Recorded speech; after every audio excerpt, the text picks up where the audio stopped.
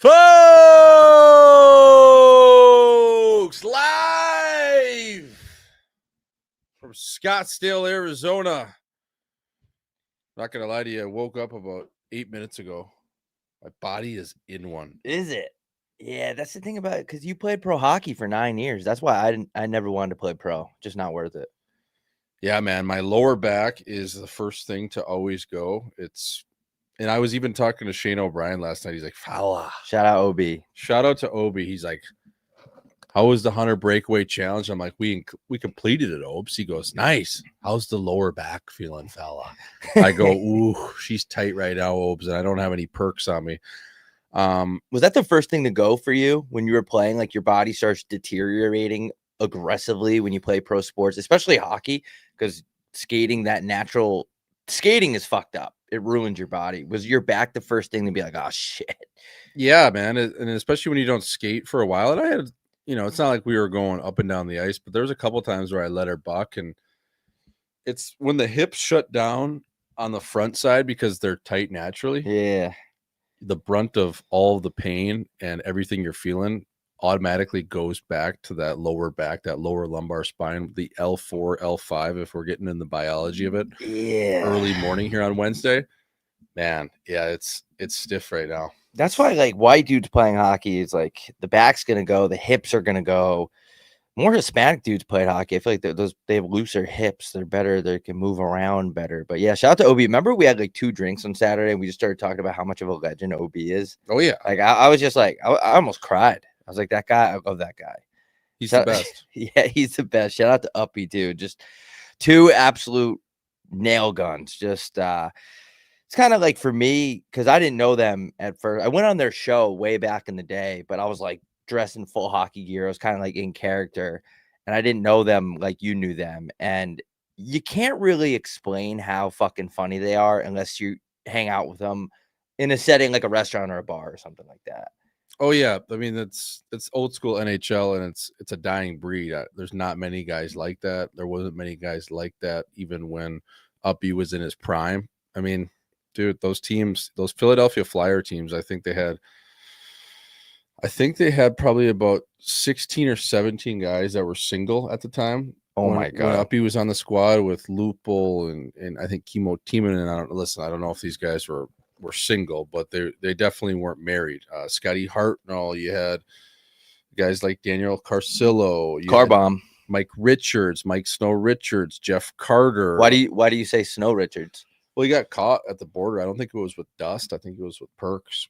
Oh, that's not bad. No, just like got a knee injury. So your back, so it's banged up, like pretty bad, or like? Yeah, man, it's fucking stiff right now. Like getting up this morning wasn't easy. It felt like my first day back at training camp. I was even going to bed last night though. I was fucked. I went for a walk.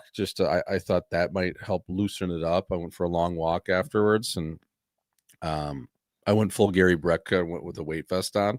That dickhead's on my feed now because of you. Yeah. I mean, you're going to speak it into existence, right? So, yeah, dude, I mean, it's going to be sore for the next couple of days, but that show business, and we ended up getting the challenge. I mean, I know people should go watch it. I think it's pretty entertaining. I think we literally probably each, like I was going through the clips, I think we probably each took about 150 breakaways. It's hard. It is a lot harder than it looks. Like when I was skating up to the chat, people are like, dude, fucking go faster. Yeah. I'm like, dude, what are you talking about? I'm out of shape. Like I played club hockey. Like I'm not good. And the chat was getting on me when I went through that slump. Yeah. I couldn't score. Dude, the goalie, first of all, Larry Fera. That guy's a good goalie. He was solid. And club hockey, my ass. He was solid. And I actually confirmed with my brother last night, Nick, that he indeed did play with, he played with Larry. So he played with your brother. So he's a good player growing up. He was on the 95 mission when Nick played up with the Chicago mission for the 95 team. He's the 96. Larry was their netminder. Dude, he was good, man. He was solid. He's like one of those kids that played club because he kind of like had a reality of like, hey, maybe I'm not going to end up making millions of dollars. So let's just go play club. That was kind of like my situation. Like I knew I was just playing because I love the game and I'm a non-for-profit kind of guy and I didn't want to make money. And that's a guy that could have played at a higher level, in my opinion. Yeah, I mean, listen, there's a lot of different variables and factors in things that happen in life, especially as a goalie. It's like a kicker. You just, a lot of the times, like a goalie, even you see at the NHL level where he's playing in the minors and all of a sudden he's the first string goalie making $6 million and within 30, 40, 50 games. So yeah, man, the biggest thing is when you get on the other side of 29, 30 and you're going to be a netminder, you got to be in shape. And he's in shape. Like the guy literally on Monday, 2 days ago before, got on a bird or got drunk on Monday in Chicago in the West Loop, took a bird out Tuesday morning. He was out till 3 a.m. the night before the skate, got on a Chicago bird out of O'Hare at 5 a.m. Oferta. Got to the desert, got his ass to Mullet Arena, and then faced 300 plus breakaways. Yeah. Like the guy was running on fumes. He was stung. He had a wedding, and then he parlayed that into a Monday nighter in Chicago in the West Loop. I mean, that's pretty impressive, man. That was Ferta, if you will. I know a lot of people are looking down on that term recently, but I'm still going to use it. It was Ferta. It was good. It was nice of him to do that, and we're going to obviously treat him to a nice dinner at Twin Peaks or something like that. I don't know. Probably. I think he was married, so I don't know how that's going to go over with the wife, but that's also not our fucking problem. So no, we'll take him out to Twin Peaks and have a good night, couple beers. But yeah, man, I saw that. Dude, first of all, Kenny Albert. I had to go on Twitter and search his name and make sure I didn't say anything bad about him in the past, because like I've been around for like 15 years on Twitter, so sometimes I'll Twitter search guys' names. And when I was like 19, I'd say some shit that I do not agree with anymore. I don't stand for. So I'm like, fuck, hopefully I have never trash talked Kenny Albert because he's nice enough to come on the program. And all I found was 2 tweets. One of them, I'll just read them. It was from 2022. What if you came home early from work and Kenny Albert was laying on his stomach, wearing a suit and tie, eating your wife's pussy? That was one tweet I had about him. So I don't think he would get mad at that, right? Solid tweet. No, I think he would be, if anything, he would be probably happy to like see stoked. that. Like, yeah. And then another tweet I had about Kenny Albert was from 2017. And I said, Vegas update. I just woke up next to Kenny Albert. He's wearing a backwards thong, eating breakfast nachos. That one, he's probably not going to be as excited or honored, but I think he would laugh. Yeah, it's not like an insult. So that was it. So we're in the clear. So sometimes I get self-conscious. I'm like, oh no, have I ever talked shit about the guest in the past? But we're good. Yeah, we're good. I don't think I've ever heard you anything. Maybe just joke a little bit with how his voice sounds, because he does have a unique voice. I like his voice. Yeah, I do too. I think it's a great voice. Like when he's calling the game, I get stoked. I get pumped. Yeah. No, he's good, man. So Kenny Albert coming up at the top of the hour. Speaking of peanut butter in your mouth, that's how I feel right now. But folks, if you're joining us, it is Wednesday. It is early over here, 7:45 a.m. Pacific Standard. If you're out east, it is 10 and a hook. Bob, we're getting after it. Hey, the one thing I wanted to ask you about. So Camelback Mountain. Now, Camelback Mountain is a spot here in town that a lot of people hike up. It's the most significant mountain. A lot of people traveling to the desert. If they think they're going to go hike a mountain, they're told, or they Google search, Camelback Mountain is probably going to come up as a top search in that area. It's right in town. It's right next to Old Town. Literally, you can go on both sides of the mountain, and they're both really hard. They're both considered extremely difficult if you go on and search it up. Yeah, they're double diamonds. So they're both sides, just because of the degree of difficulty, just because of how steep it is. A lot of times you have to get on all fours. But what I'm saying to you is, I've done this hike 2 times over the last 3 weeks. The time that I put on my Instagram feed where there was about 40 fire trucks and 20 paramedics, that guy actually ended up dying. But it wasn't the guy that was down on the hill. They were looking for another body. They ended up finding that body a week later. So when I was talking to the park ranger the most recent time, he said that they have 244 rescues every year. Like, that's pathetic. That's one a day. That is pathetic. So where I'm going with this for you is, for the people that know it, and that might be like 16 people in the total. Where are you going with this? That are listening to this? I'm asking you, should you have to pass a physical to hike up Camelback Mountain if there's 244 people being rescued? Yeah, these days, yeah. I mean, it's not, I wouldn't even say it's a hard hike. Dude, it's a 40-minute hike. It's 40 minutes to the top, but you kind of have to use your hands sometimes. But think about the people doing that hike. It's like some dude from Nebraska that's 50 pounds overweight and he's doing it in Carhartt jeans. It's not Mount Everest, though. Respectfully, how are you dying on Camelback Mountain? Right. That is like pathetic. I'm just gonna say it. That's a tough place to shutter for sure. But I don't want to like speak ill will on the deceased of Camelback Mountain, but it's a 42-minute hike. Yes, I would agree. But how are you dying? How are you shuddering? And most of the time, he said the park ranger said the most of the times they shudder is they run out of water. It's like, but how hot is it? Like most of the year, it's not that bad. I'm just saying, if you're gonna be like, is the city of Phoenix, do they actually make money off rescues? Is that why they're just letting people do it? Probably, yeah. Oh yeah. Because why the fuck would you have a chopper going up to the top of the mountain almost every single day? It's crazy. Yeah, and also I think it's like $5,000 to get rescued. Yes, but the taxpayers pay it, I think. Or does the person that get rescued have to pay? No, they have to pay. So it's kind of thing though. But if you don't pay, it just goes to collections, and you're like arguing with some guy in India or something like that. I would imagine so. There's no way someone writes a check for 5 Gs. I was just thinking. I wanted to bring it to your attention. Is that kind of like a sneaky moneymaker? Yeah, probably. Yeah, I would say there's a reason why they're letting people die on this 42-minute hike, and it's like running out of water though is insane, dude. Speaking of water, I like we have Mountain Valley and Sarasota in the middle, just competing for the top spot here. But how do you run out of water in 40 minutes? And there's also a water fountain to start the hike. I'm just saying, like 245 or 44 rescues a year. That's egregious. Are you going up there high? Are you going up there on shrooms? There has to be. I want more info. We should have the park ranger on the show. I think a lot of times how people die is they hike up, they finally make it up, and then on the descent they relax, and then they trip and hit their head. Oh, they fall, and they're off the course. So not everyone can see them. Like somehow they get, which is again hard to do on that hike if you get off the course, but somehow they get off trail and they go down and no one sees them. I think that would be the reason. But 244 times, not that everyone is dying every time, but how is there 244 people getting hurt on this hike? Like you said, it's not that serious. It's not, and that's coming from me. I'm out of shape. I have bad teeth. I'm a mouth breather, and I can do that hike relatively easily. I know when we did it, I was struggling a little bit because it was my first time in 5 years.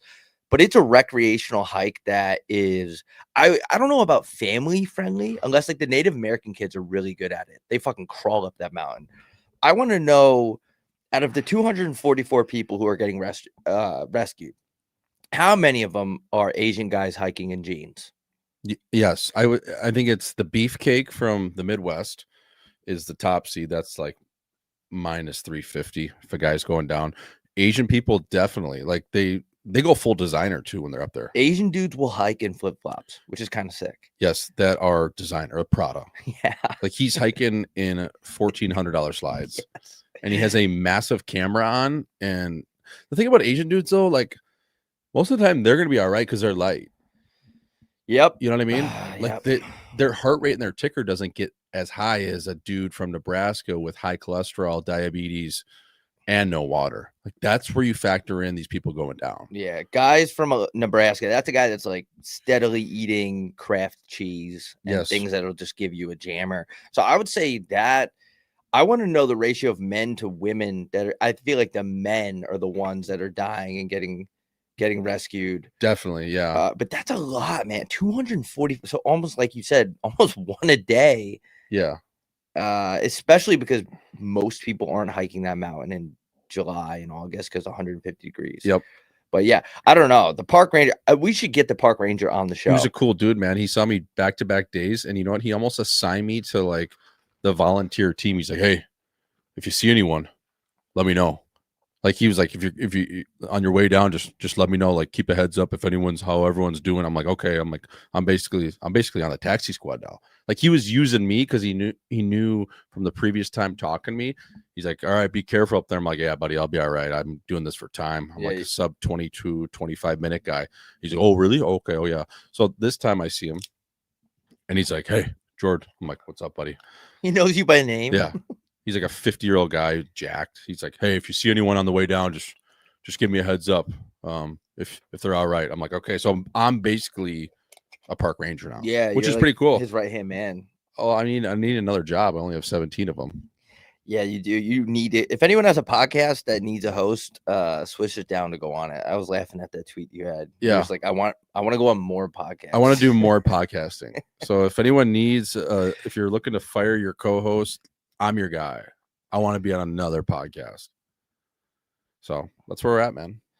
I wonder how many park rangers are there per capita over there? Do they have one on each trail? Or I don't know. You know what I mean? Like a lot of them, I think, work part-time at Rainforest Cafe.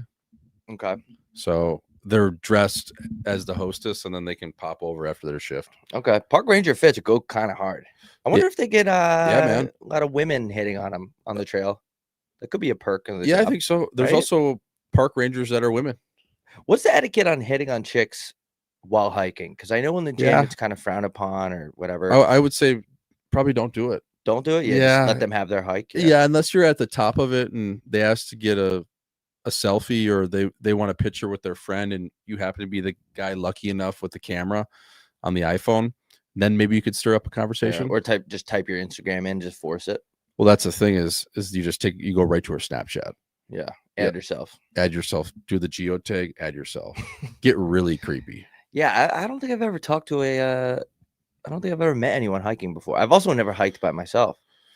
Yeah. You're a big hiker, right? I like to do it. I like to because it beats just getting on the bike. Yeah. Like fuck. Yeah. Like how many times can you go run? Running sucks. Like if I ran, my back would feel even worse than it does right now. Yeah, right. Have you ever thought about suing the NHL because of malpractice or anything like that? No, I shouldn't. But did you see the new news with the NHL? Is former ex-players, whether you played one shift or 1,000 games, you're gonna get health care. No way. Yeah, but that's the way it should be. It's like $6 a year. Nice. But yeah, it's something. That's not bad. No. Shout out to Gary for that. You got to tip your cap. But yeah, that's how it should be. Glenn Healy. Okay. Yeah. Who's that? He's like the head on the Players Association side of things in that department. So he fought for that. Yeah. Fought like a bad cold. I just think if you put your body on the line for the league in any sort of capacity, I mean, you take one Ovechkin clapper, that could change your whole life if you get hit in the right spot. So I think that's pretty good. I remember actually I was sitting next to Jimmy Vesey's family at a game in Vegas, and for some reason we started talking. I think it was his aunt or something like that. Very nice lady, and she was talking to me about Jimmy wanting to hit a certain amount of games for the full pension. Is it pension? Yeah. And it just like crossed my mind. People never ever think about that shit. Like these are real guys with real lives. Sometimes you forget, like they got to play certain games for healthcare and pension, all that. When I think pension, I think like firefighters and police officers. But yeah, man, the reality is a lot of these guys' careers are over like in their early 30s. And then like you got to figure out how to get healthcare and shit. Yeah. I mean, that's the thing. The full pension's 400 games, but that full pen up until now, that didn't get you anything. That just got you the full pension when you turn 60 years old and you literally can't get out of bed and you're just hanging out at, Lifetime Fitness. Being an alcoholic. How much is full pen? How much do you get a year? I don't know. I think it's a couple hundred. But 100,000? Yeah. At least. A year? Yeah. For the rest of your life? Well, no, when you turn 60. Oh, so who cares? Yeah. Don't even need that. Don't quote me on 200, but it's sub 200. I think it is 200 or 220 or something like that. That's pretty good pen, but you can't really like enjoy that pen till, I mean, I guess at 60, you could be healthy enough to like go on a cruise and stuff like that. But how many of those guys are, especially the old school guys, can't move? Yeah. I mean, they're mangled. How are like, no, it's not like a dab pen, it's like a Bic pen. It's a pen, but it's not a great pen. It's nice to have that money flowing in, but at 60, I feel like who even? Yeah, but at 60, it's like, what are you gonna do? You've probably already gone broke at least 4 or 5 times. Yeah, that's a big part of being in pro sports is going broke after. That's what I'm saying, man. It's like, I don't know.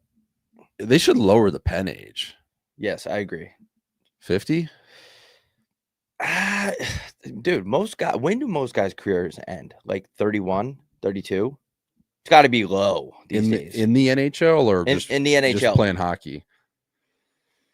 In the NHL, yeah, 20, 27, maybe 28. Over? Yeah, I guess, right? You get in the league and then like you figure out it's hard. I mean, if you're going to say the average career is 3-4 years and you start at 22, like you're probably done at 27. And then a lot of times you ride it out, maybe up and down in the A for 1 or 2 years, and then you're probably overseas. Yeah, I don't know. Maybe your pen should just depend on how good you were. Yeah. Like it should be interchangeable pens. Like if you were nasty and your career ended, I don't know. What the fuck do I know? Who knows? We should ask Kenny Albert. Kenny Fertibert. Yeah, we got Kenny Albert coming up at the top of that. Should we send him that email? Yeah, his email is so sick. Yeah. I love his email. We should just expose that. I'm going to email him so much later. Yeah, I'll send it over. I don't know if we want to get into this, but I'm just going to bring it up anyway. That guy that kicked that dude in the neck and killed him got an ECHL contract. So I'm just going to put this out there. I don't think I want to play in the league anymore. Who's he playing for again? I think it's Indiana. Yeah. Listen, I'm not a criminal. Criminal lawyer, but if you like see the footage on what happened, obviously very sad and disturbing because it's a real person. I just don't understand how you're able to get another contract. I'm not saying the guy should be in jail. I don't know. That's not for me to decide. But that footage is, some guy tweeted today, like, oh, it was a collision. Guy, his foot was 10 feet in the air.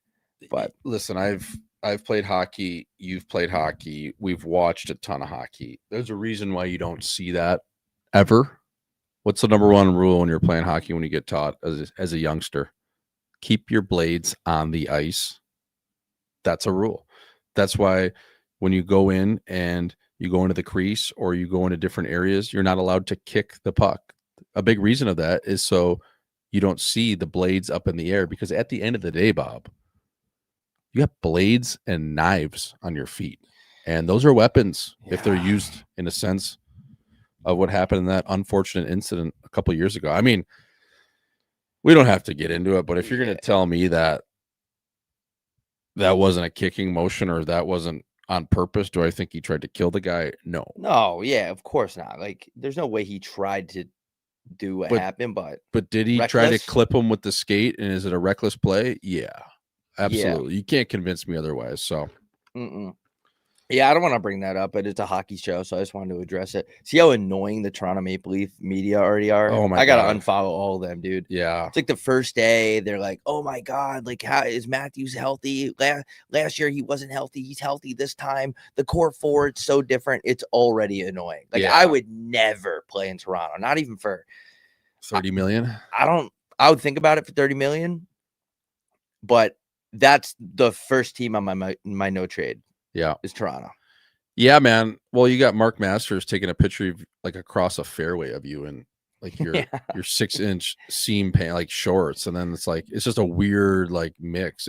It's basically Toronto media is just a bunch of super fans that are basically glorified paparazzis. Yeah, you know what I mean. So yeah, it should be illegal in my opinion. It should be. Should we bring them on? Yep. Backstage, you want to do the honors here? Folks, without further ado, coming to the stage, the pride of New York City, the best announcer in the game as far as I'm concerned. I agree. Please welcome the legend, Kenny Albert, to the stage. Folks, we got Kenny Albert joining us. Kenny, it's Ace. How you doing? Great to be with you guys, and thanks for the unbelievable introduction. And I love the New York gear. Yeah, I got the full jumpsuit on here, Kenny. I was fortunate to go to the U.S. Open. I saw Yannick Sinner, as I call him, Yannick Chinner play, and I needed a fit going over to Arthur Ashe. And I was walking down Fifth Avenue, and I was like, I need some sort of jumpsuit, but I don't want to go with the full Louis Vuitton Don look or anything like that. Like I want to keep it upbeat, and I want to keep it on brand for the city. So I went into the NBA store. I'm a big NBA fan, and I saw this jumper, and I said, "Yep, that's the ticket." So this is exactly what I wore to Arthur Ashe. And it feels good. I feel like I'm about to check into a game, and I can probably give you about 4 to 6 points in the corner if you need me. Couple of rebounds, couple of assists. Yes. About the block shots, but I think Yeah. that's the rest of the stat line. Yeah, a little Swiss Army knife, if you will. Just I'm like a microwave off the bench, instant offense.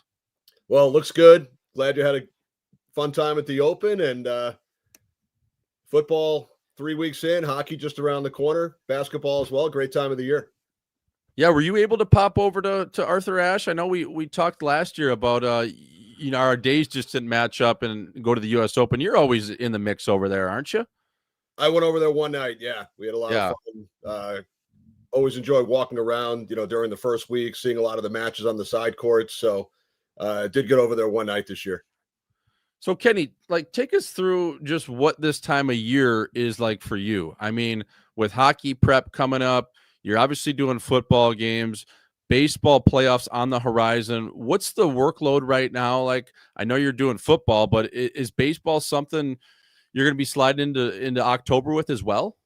So you caught me on the perfect week with this question because right now I'm getting ready for 3 games over the next 6 days. A baseball game tomorrow, which is Thursday, football on Sunday, hockey on Tuesday. So not involved in the playoffs this year. I have done a bunch of baseball playoffs in the past, but with football and hockey, really rolling in the early portion of October, out of the baseball mix this year. But, the one game that I'm asked about all the time is the Bautista bat flip back in 2015. We're coming up on the 10th anniversary, and I was on the call for that one, game 5 between the Blue Jays and the Rangers. But I'll talk about the preparation, what goes into it. To me, these weeks, and it does happen on occasion in September, October, November, when there are multiple sports going on. It's the most fun time of year. I think this time of year and the Stanley Cup playoffs, to me, are really the most fun. Started year 32 with Fox on the football side a couple of weeks ago in Atlanta. We had the Buccaneers-Falcons game, which went right down to the wire. This past week, we were in Detroit for the Lions-Bears, the return of Ben Johnson to Detroit, head coach of the Bears, and the Lions put up 52 points in that one. This Sunday, I'll be in Tampa for the Jets-Buccaneers. Buccaneers off to a 2-0 start. Jets looking for their first win.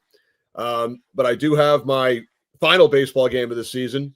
I've worked a bunch for Fox throughout the summer, and I'll be in the booth with John Smoltz tomorrow night for the Yankees-Orioles down in Baltimore. So have been getting ready for that one. The football preparation, and I know we've talked about this before, that's the most time, I could be seeing 2 teams I haven't seen all season. In this case, it's only week 3, but later in the year, let's say I have, a Panthers Vikings game, for example, week 15, and I haven't seen either team all year. You're really playing catch up and learning everything about what's gone on with both team seasons. The viewers, the fans of those teams have watched every game, so you have to catch up on the entire year. In this case, I've done the Buccaneers already.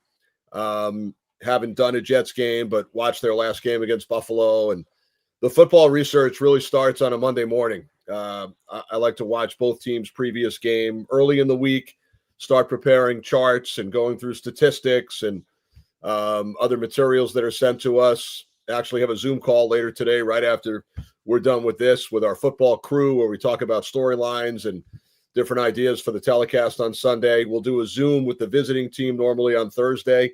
Friday, we get to go to the home team practice and sit down with the head coach, the coordinators, the quarterback, a defensive player. So, it's a lot of fun to visit those facilities and kind of pick their brains a little bit. So I would say football, it's probably 20, 30, maybe some weeks even more hours of preparation between everything we're doing on our own And then, the actual time we spend meeting with the teams, going to practice, our production meetings, the Zoom calls that we have. So, but it's all, it's fun work. It's not like we're doing something we hate. So, it's watching sports, games, reading about sports.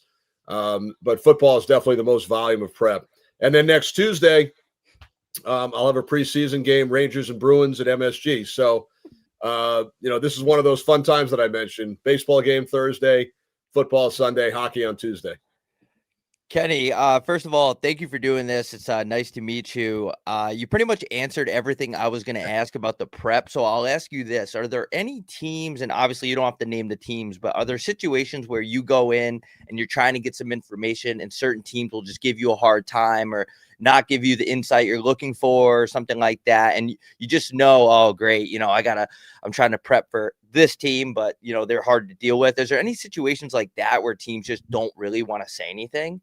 Yeah, it's a great question. Everybody's different, players, coaches. With football, when we go in there and meet with them, my analyst, Jonathan Vilma, or whoever I've worked with through the years prior, the analyst usually starts off the meeting. He or she would ask 5 or 6 questions, some of them strategy related, but some of them are, fun personality type questions. The first couple of weeks, we've asked a bunch of players and coaches, what was the coolest thing you did during the off season? And those are, the stories that you'll hear us drop in during the telecast. When we did the Buccaneers 2 weeks ago, Jonathan asked that question to Levante David, the perennial Pro Bowl linebacker. And he said, I went on a roller coaster for the first time at Universal Studios, and it was great. And I got past some of my fears as a youngster. So it's really a wide variety of things that we try to ask them and talk about. A lot of it is game related, football related. Some of them share more information than others, and some of it's the other cool stuff. The Tampa Bay offensive coordinator, for example, in his first year, Josh Grizzard, when I was doing research and I looked him up, he's from a town called Lizard Lick, North Carolina. So I asked him about Lizard Lick, and he said it's basically an intersection. It's not even a town. So, those stories that we're able to pass along on the air. With regards to coaches, they're all over the map as far as how much they're going to share with you. Jeff Fisher, the longtime coach of the Tennessee Titans, he used to actually tell us about some trick plays that he had in mind. And it's the trust factor. He knows we're not going to tell anybody. We're not going to tell the other team, but we're ready on Sunday in case it happens. And in a few instances, it did. He actually did use the trick play that he told us about. So that's one extreme. A coach that I get asked about often is Bill Belichick and how those meetings were like. He obviously keeps things close to the vest as far as his team.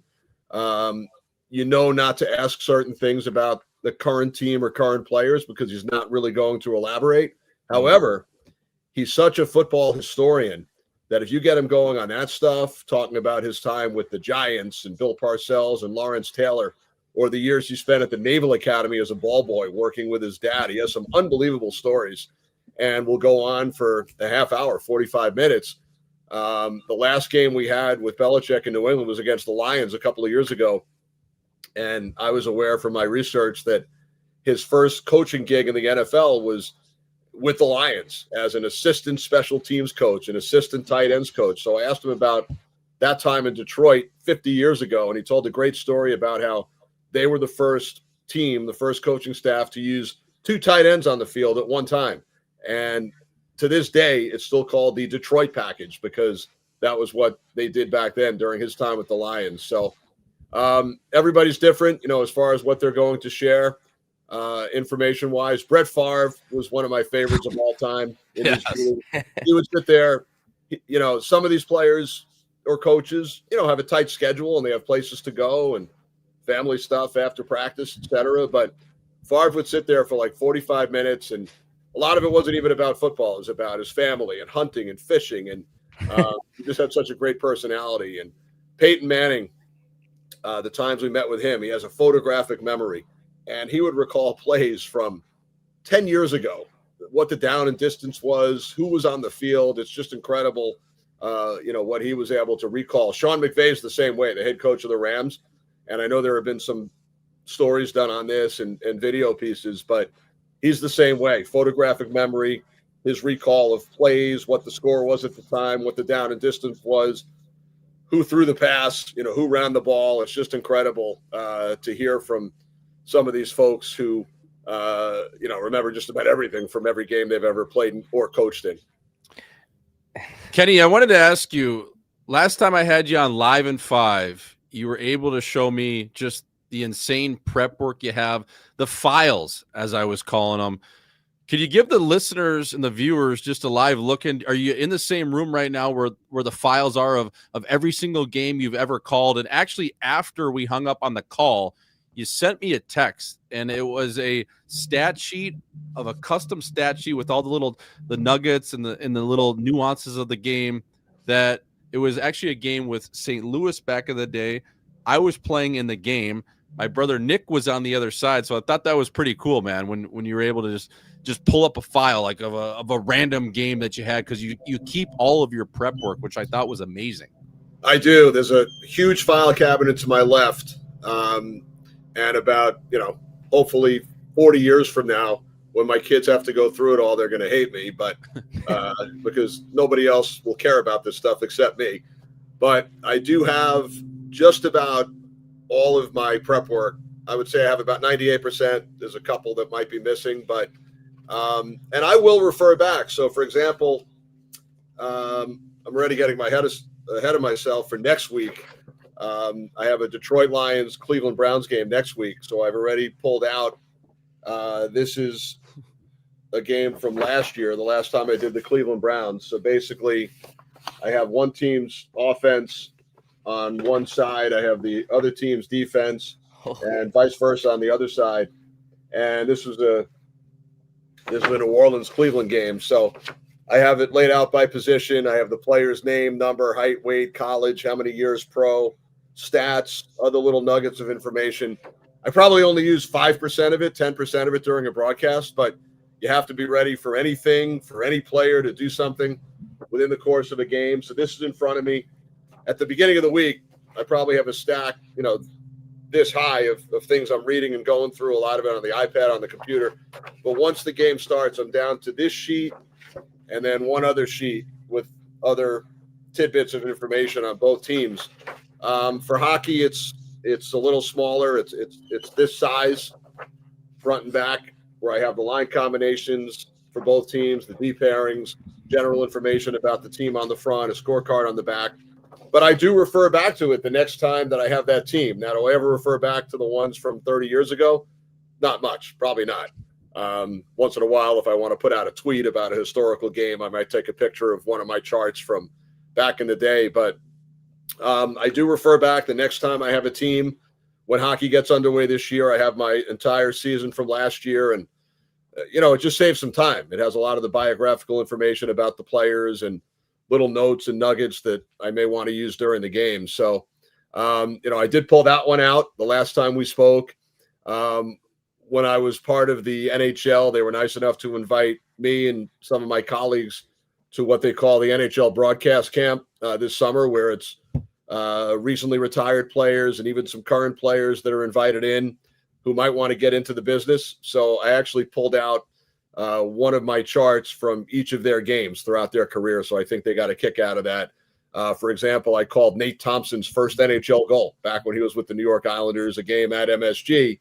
So I brought him a copy of it, my preparation, which had his first goal in the NHL. But I do have this huge file cabinet on my left here, right there, the black file cabinet.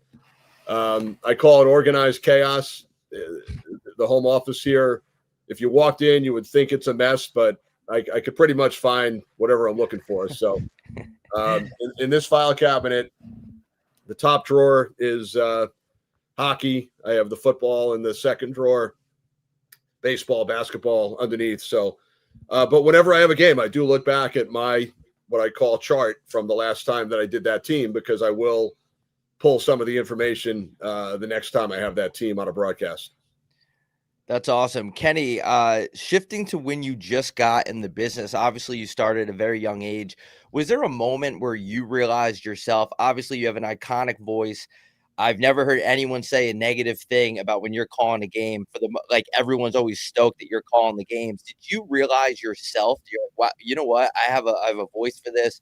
I think I could do this. Or was it somebody else that was like, hey man, you have a really good voice for calling a game? Or how did it come about to where you realize like, hey, I could really go far with this? Well, I appreciate the kind words, and it's funny. I also save a lot of the old tapes. Cassette tapes, VHS tapes, DVDs from back in the day from the games I called. And on the rare occasion when I pull one out, sometimes I don't even believe it's the same person. The voice sounded so much different back when I was starting out calling minor league hockey in Baltimore and then my early days in the NHL. I was very fortunate to have great teachers, learned a lot via osmosis just by watching and listening. Grew up in a sportscasting family. My father and two uncles were longtime play-by-play broadcasters. So it's all I really remember. When I was 5-6 years old, it just seemed like so much fun. And my parents gave me a tape recorder for my birthday, a toy tape recorder. And I started announcing games in my bedroom off the television. And really a huge break was in high school. I was covering a lot of the games for the high school newspaper and for the town newspaper, basketball games, football, baseball, soccer. So I was always around the gym, around the fields at my high school, and I was still announcing games into a tape recorder in the bedroom. And once in a while I would bring it to Madison Square Garden, Shea Stadium, find an empty area to sit in and call the game into a cassette recorder. But in 10th grade, a local cable station on Long Island where I grew up just happened to come to my school to film a girls' basketball game. This was January of 1984. I was a sophomore in high school, and I was at the game to cover it for the newspaper. And the athletic director introduced me to the producer, who said, "We don't have any announcers. We just have 2 cameras and a little production band, and that's it." So I volunteered. They clipped a microphone on my shirt, and I announced that girls' basketball game. And I spoke to the producer after the game, the late Roy Menton, and he said, "Call me tomorrow." So we chatted on the phone, and he gave me the opportunity, which was probably, unheard of back then, because high schools didn't really have broadcasting programs. A lot of kids back then had to wait until their college days. And he gave me the opportunity over the next 3 years to announce, I would say 75 to 100 games, high school games, Division III college games in about 8 different sports. And I would bring friends along as my color analyst, and we had so much fun with it. But it was getting those reps was unbelievable. Just being in front of the camera, in front of the microphone. Went on to college at NYU, where I actually played club hockey, believe it or not. A fellow student, my freshman year, started a club hockey team, so we had a lot of fun on the ice, but broadcasted basketball games, and then had some internships and was hired as a fill-in on some Islanders radio pre- and post-game shows, and that led to a couple of opportunities filling in on play-by-play. My first actual NHL play-by-play game was an Islanders radio game well before you guys were around, December 2nd, 1989 in Winnipeg. And that was game number 1. And used that tape, sent that to a bunch of minor league teams, and the Baltimore Skipjacks, June of 1990, hired me as their radio play-by-play announcer. And it was an unbelievable 2 years. I wouldn't trade those 2 years in for anything. Just getting the reps, calling the games, many of them by myself, doing the play-by-play on the color. One of my favorite stories that I tell in my book, which you might see over my shoulder, which came out a couple of years ago. So we had an assistant coach by the name of Barry Trotz. You may have heard of him. I was 22 years old. Barry was 26.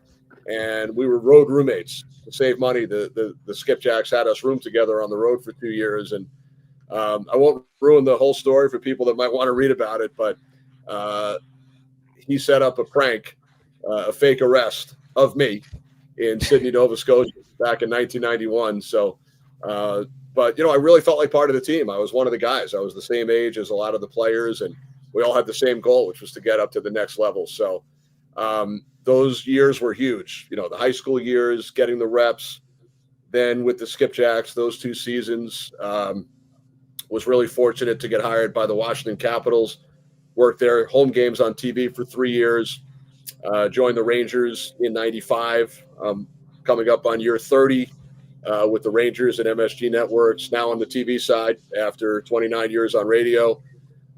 Fox Sports came along in 1994, hired a bunch of young, really unproven announcers to be involved on the football side. And I'm so proud to say that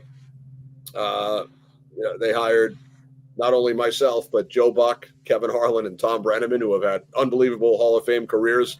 4 of us were all hired back in 94. And then started doing some national hockey games with Fox in the late 90s, which morphed into Olympic hockey with NBC, hockey on NBC and NBCSN for many years, and now going on year 5 with TNT, and the Olympics coming up as well with NBC in February. So I know it's a long answer to a short question, but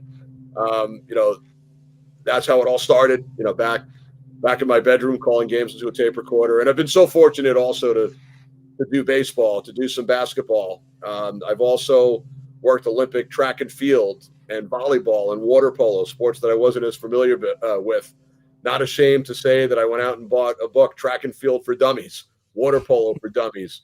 I sat with our local high school volleyball coach, and I said to her, please, empty the bucket. Tell me all about the strategy, the rules, the history of your sport. So, I've done some boxing as well. So those are all, aside from the 4 major sports that I grew up around. The other ones are big challenges, but they're always a lot of fun to work as well.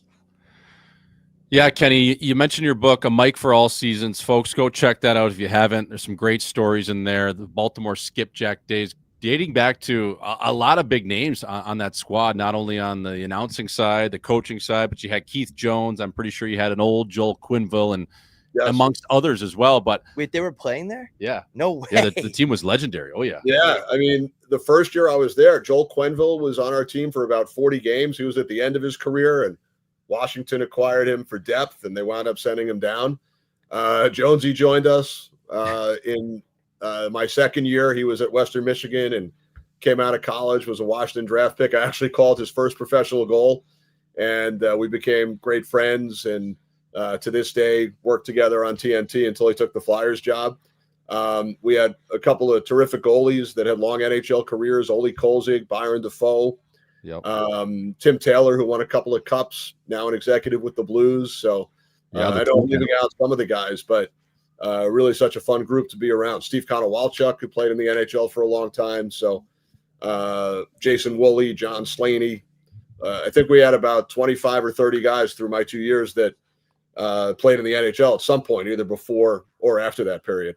Yeah, and even your buddy Dave Starman would help you out with the calls on the weekends. He would come spend some time with you.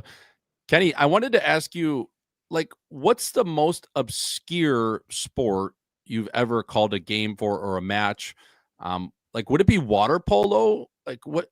And when you're talking water polo, what are you doing? Are you watching previous matches, different things like that? Are you going to a practice, scouting it out? You're like, oh my God, that guy's got an absolute piss missile. We got to watch out for this Serbian dude. What are you scouting when going into a match like that? It's crazy that you're able to even do that. Well, yeah, it's a great question. And to be honest, I wasn't even there in person. A lot of the Olympic sports now, NBC has a tremendous facility in Stamford, Connecticut. So we were actually calling the water polo matches off monitors.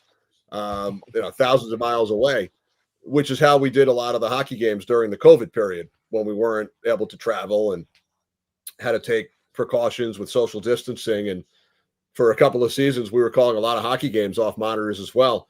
With water polo, I didn't know much about it, but the great Doc Emmerich had called water polo twice in prior Olympics. So he sent me a lot of his notes, which was great. About the athletes, the history of the sport, the rules, etc. So that was sort of my starting point. And then I did watch other matches throughout the year leading up to the Olympics. Spoke to a couple of people who were heavily involved in the water polo world, and they really helped me out. And I listened to their calls. And to be honest, it's somewhat similar to hockey. They have power plays. It's moving from left to right, right to left. There's a goalie. There are 6 athletes in the water. As opposed to 5 plus the goalie in hockey, it's 6 plus the goalie in water polo. but it's the same concept, right? They're moving the ball around, they're trying to score. So a lot of people did tell me while they were watching these matches that it did sound like I was calling a hockey game. It's exciting. There's a lot of goals scored. But the most obscure, to me at least, and I've only done it once, was college wrestling. This was back in the early 90s when I was working in Washington for Home Team Sports, and I was assigned to the ACC Conference Wrestling Championships down in Chapel Hill, North Carolina. And I studied. I spoke to an Olympic wrestler, Jeff Blatnick, on the phone, watched other matches, and fortunately, I had a really good color analyst who had wrestled in the conference, because once the lights went on, I felt like I had no idea what I was watching. I was like the traffic cop. I would give the name, the record, the hometown, etc. I would set it up, and I would let my analyst then take over, because that was the one event that I called that I really felt like I had no clue, even though I put in the time and the work. So that was a one-off. Never did college wrestling again. But, whether it was water polo, volleyball, track and field, studied for months and watched a lot of other events. And, I'm the first to admit I was not as much of an expert in those sports as I might be in the others, in hockey, football, basketball, baseball. But I always give the advice to young broadcasters, and I talk to a lot of high school and college broadcasters every year. Sometimes it's great to get out of your comfort zone. You never know what might be offered. You might get a phone call to go do a college wrestling match. So never say no, even though you might be comfortable doing a lot of other sports. Never say no, never turn down an opportunity. Yeah, for sure. And my last one for you, Kenny, is just how much it means to you to now be the voice and the lead play-by-play guy for the New York Rangers, just adding more to your plate. I know you've done radio for the last 25, 30 years with the Rangers, but with Sam Rosen stepping down, Kenny Albert gets the call.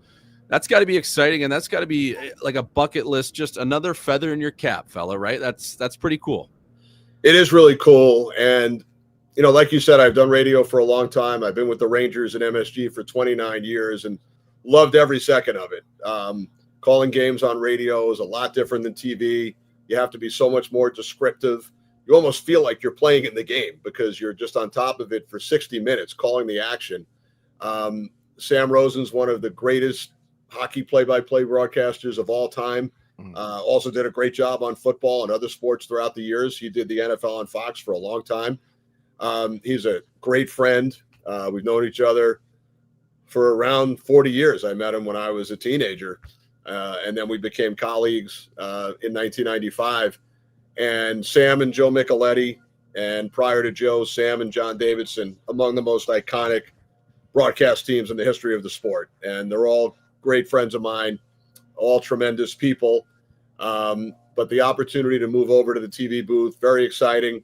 And I get to bring my partner, Dave Maloney, with me, because Joe Micheletti announced his retirement after the season as well. So I've worked the 29 years on the radio side with Sal Messina for 7 years, Brian Mullen for 2, and then Dave Maloney, the former Ranger captain, for 20. And now we move over into the TV booth.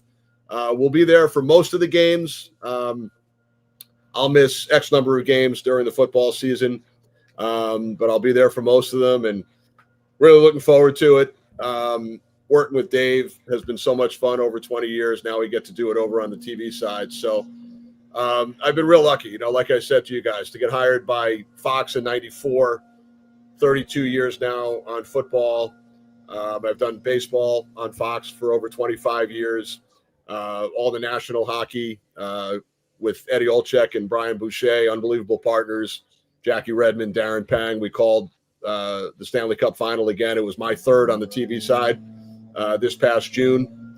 I had 2021 Tampa Bay, Montreal, 2023 Vegas, Florida, and now 2025 Florida, Edmonton. So that's an unbelievable honor to call the Stanley Cup Final for the national network in the United States. And Eddie Bush and I are looking forward to another great season together on TNT, and to be starting up in the Rangers booth next Tuesday on the TV side with Dave is so exciting as well. Yeah, for sure. Hey, sorry to add another one on you. What's your pregame meal? What is Kenny Albert dipping into? Is it a chicken parm as long as your arm? Do you stay light? Like, What are you putting in that barrel to get you going for all these games? Because you got to fuel up, brother. I've been asked that a lot, and to be honest, when I have a night game, I don't eat a lot before the game. I have a bigger lunch on a game day, and the reason is, you guys are familiar, I'm sure, with the great hot dogs in Montreal up in the press box, and I know they are brought down to the locker room on occasion. I once had an issue. I was calling a radio game, and I tell the story in my book. I had 2 hot dogs pretty close to the game, and with about 7 minutes left, the stomach started churning a little bit, and it got worse and worse, and luckily I made it to the end of the game because I can't leave the booth. If I'm calling the game, I can't leave the booth to go to the bathroom. I once did a 20-inning baseball game, never left the booth. Oh, my God. Held it in. So, in hockey, you can go between periods. Baseball, there's only a minute and a half, 2 minutes between innings. So I don't eat that much before a game. I might have, a couple of bites of something, a snack. In the press area, there's usually some food around, and I kind of know what I can eat, what I can't eat before a game. Same way with football. I usually have a plain toasted bagel in the morning about 2.5 hours before the game, and then don't really eat anything during the game because you don't want to have any issues, to be honest. Yeah. So would that make baseball one of the toughest sports to announce? Because when I think baseball, I'm like, it's laid back. There's not much pace to it. But I never thought about that once, like that there's no really intermission. So would that make baseball one of the toughest sports to announce? And by the way, most of the baseball stadiums, there is a men's room and a women's room near the booth. So you can go if you have to. You can run out quick. I just never felt the need to go during the 20 innings. You never expect the game to go that long. 20 innings. 20 innings, almost 7 hours. So to me personally, I get asked the question all the time, what's the hardest sport? Most people think it's hockey as far as play-by-play. To me, it's the easiest. It's almost like riding a bike because you're just calling the action continuously for 60 minutes. Now, radio and TV are a lot different. Radio, so much more description. You have to give the time and score a lot more often because the listeners can't see it. On TV, you could pull back a lot more, give more time for your analysts to come in and speak. Basketball, similar to hockey, but a little slower pace, more stoppages with fouls and the ball going out of bounds, but the ball is basically in action for the 48 minutes. Football is the most rhythmic. It's one play, and then it's 20 or 25 seconds. It's another play, and then it's 20 or 25 seconds. I'll set up the play, call the play, quick recap, then the analyst comes in, does the replays, etc. Baseball, to me, was always the most challenging because, first of all, I only worked between 10 and 12 or 15 games every year, depending on the season. So I'm not around it every night, so I'm kind of coming in here and there. Plus, there is so much time between pitches, between innings, between batters. The ball's actually only in play for 8 to 12 minutes in an average baseball game, so there's a lot of time to fill. So hopefully you have a great analyst. Now, I will say this. With the introduction of the pitch clock over the last several years, it's really been a big improvement, especially for broadcasters because the games go a lot quicker and you really have to stay on your toes. So I would say baseball pre-pitch clock was definitely the most challenging. They're all unique. They're all a lot of fun to call. I've been fortunate enough, like I said, to be involved in so many different sports for a long time, and you get to learn the nuances and the differences between calling the different sports. To me, for example, during this overlap, I have to remind myself sometimes in football, it's the play clock, the 25 or the 40-second play clock. In basketball, it's the shot clock. So you have play clock, shot clock. There are other terms that might be a little different in the various sports. Also in hockey, you have the Florida Panthers and the Carolina Hurricanes. In football, you have the Carolina Panthers and college football, Miami Hurricanes. So you have to kind of stay on your toes as far as some of the team names if I'm speaking quickly about something. So which one is it? Is it the Carolina Panthers or the Carolina Hurricanes? Yeah, no, that makes sense. That's why you're the best, though, Kenny. That's why you can play on any side of the ball. We don't want to take all your time. I know you got prep work. You got a Zoom call here going into NFL Week 3. Kenny, we appreciate you coming on, my friend. You always are kind. You take the time. You're a humble dude, so we really appreciate that. Lastly, just tell the people where they can find the book. Is it on Amazon? Where are we getting the book, my friend? Well, first of all, guys, really appreciate you having me on. You do a great job. Love listening, love watching. Keep up the great work. Happy to join again throughout the season. The book's a Mike for all seasons. Forwards by the way, written by Wayne Gretzky and Walt Clyde Frazier, which is surreal every time I look at the cover. Two gentlemen I've had the pleasure of working with and getting to know. And even though they're among the greatest athletes in the history of sports in North America, even better people. So Wayne and Clyde wrote the forwards. Amazon, Triumph Books website. If you Google it, The Mike for All Seasons, it'll pop up. Available in hardcover, paperback, and there's even an audio version that I did last summer. So there's many different ways to pick it up.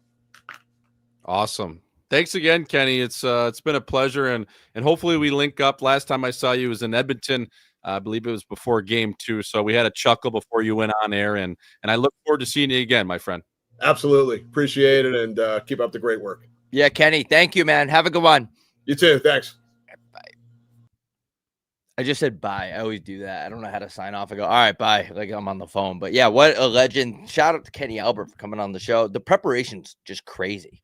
Like it's so much goes into it. Like just having a flow broadcast, like a smooth broadcast. Like you got to know your shit. Like, you know what I mean? And it's nice to hear that like his grind started from, just being in his bedroom, calling games. And now he's one of the most, iconic guys to ever do it. Yeah, So, and people forget that he had to earn his stripes. It's not like his dad. I mean, his dad, obviously an iconic announcer for the Knicks back in the day, Marv Albert, NBC or ABC. Don't quote me on that, but one of the two.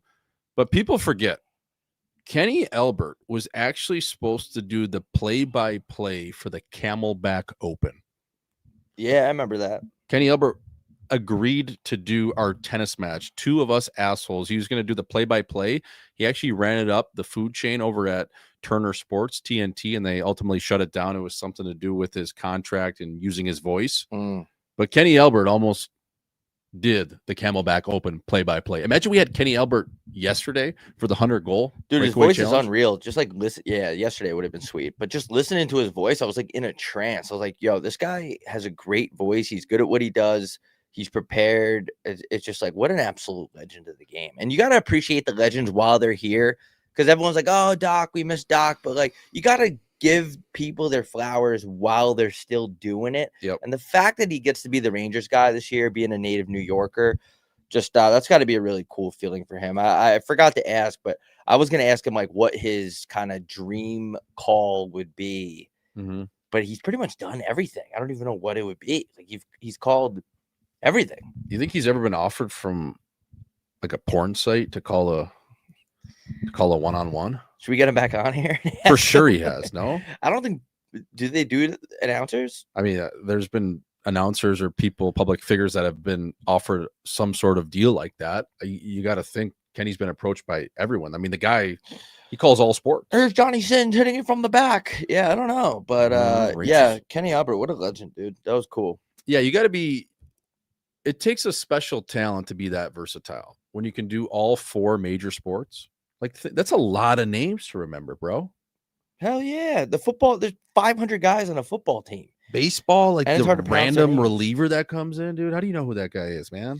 I don't know. Baseball is basically you're doing a podcast with the guy in the booth for 3 hours. Like you're barely announcing the game. Well, that's why Bob Uecker was so good back in the day. You just shoot the shit. He was just drunk. Get drunk, shoot the shit. He was just drunk.